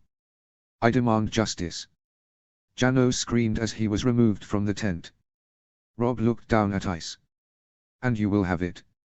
Robb moved his army into the city and secured it. He learned that Janos had used the city watch to overrun the Kingsguard and Lannister guards to get the king in the Red Keep. Tywin's soldiers were so weak that they did not even attempt to stop Robb's forces from entering the city. Had Robb attacked, it is likely they wouldn't have even fought back. Robb immediately allowed for supplies and food to be brought into the city. The soldiers were disarmed and kept as prisoners for the time being. Robb kept Joffrey in a black cell while his other prisoners, including Jaime and the Queen, were placed in the dungeons under heavy guards. Finally, Robb sent Theon to secure Dragonstone.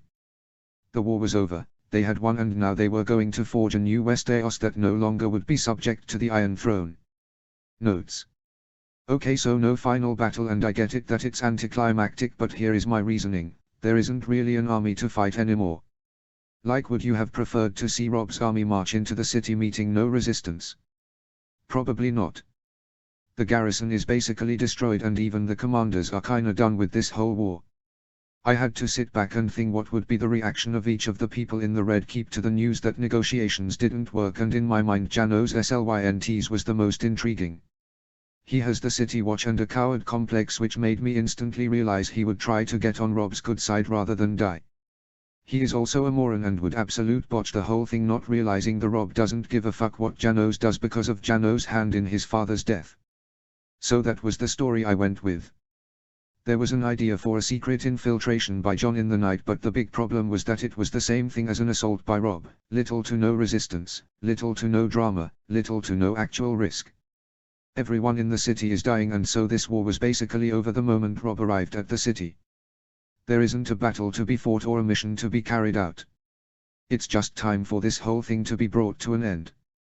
With that in mind, that does not mean that this was intended to be the climactic end of the war. No, no, no. There are trials to be had, and as I am sure you are aware, that means there will be some trials by combat, so just wait and see what happens next chapter. I hope you all enjoyed. Chapter 43, A Brave New World. Notes. Okay, this chapter was a bit of a doozy to write. There was a lot to cover and 2 huge rewrites that I did after writing. I have done my best on this, but there are some events that you think are notable that I kinda just rushed through. Honestly, that's fair, but there were certain events that I wanted to focus on and others that I did not. Still, I hope you all enjoy. See the end of the chapter for more notes. Chapter text. Robb had received 2 bits of news that were sure to rock House Tully. He had received word that his grandfather, Hoster, had died of his illness while Lysa Arryn had leapt from her sky cell. Brynden and Edmure were devastated by the death of Hoster. Less so for Lysa. Robb gave them leave to go to Riverrun.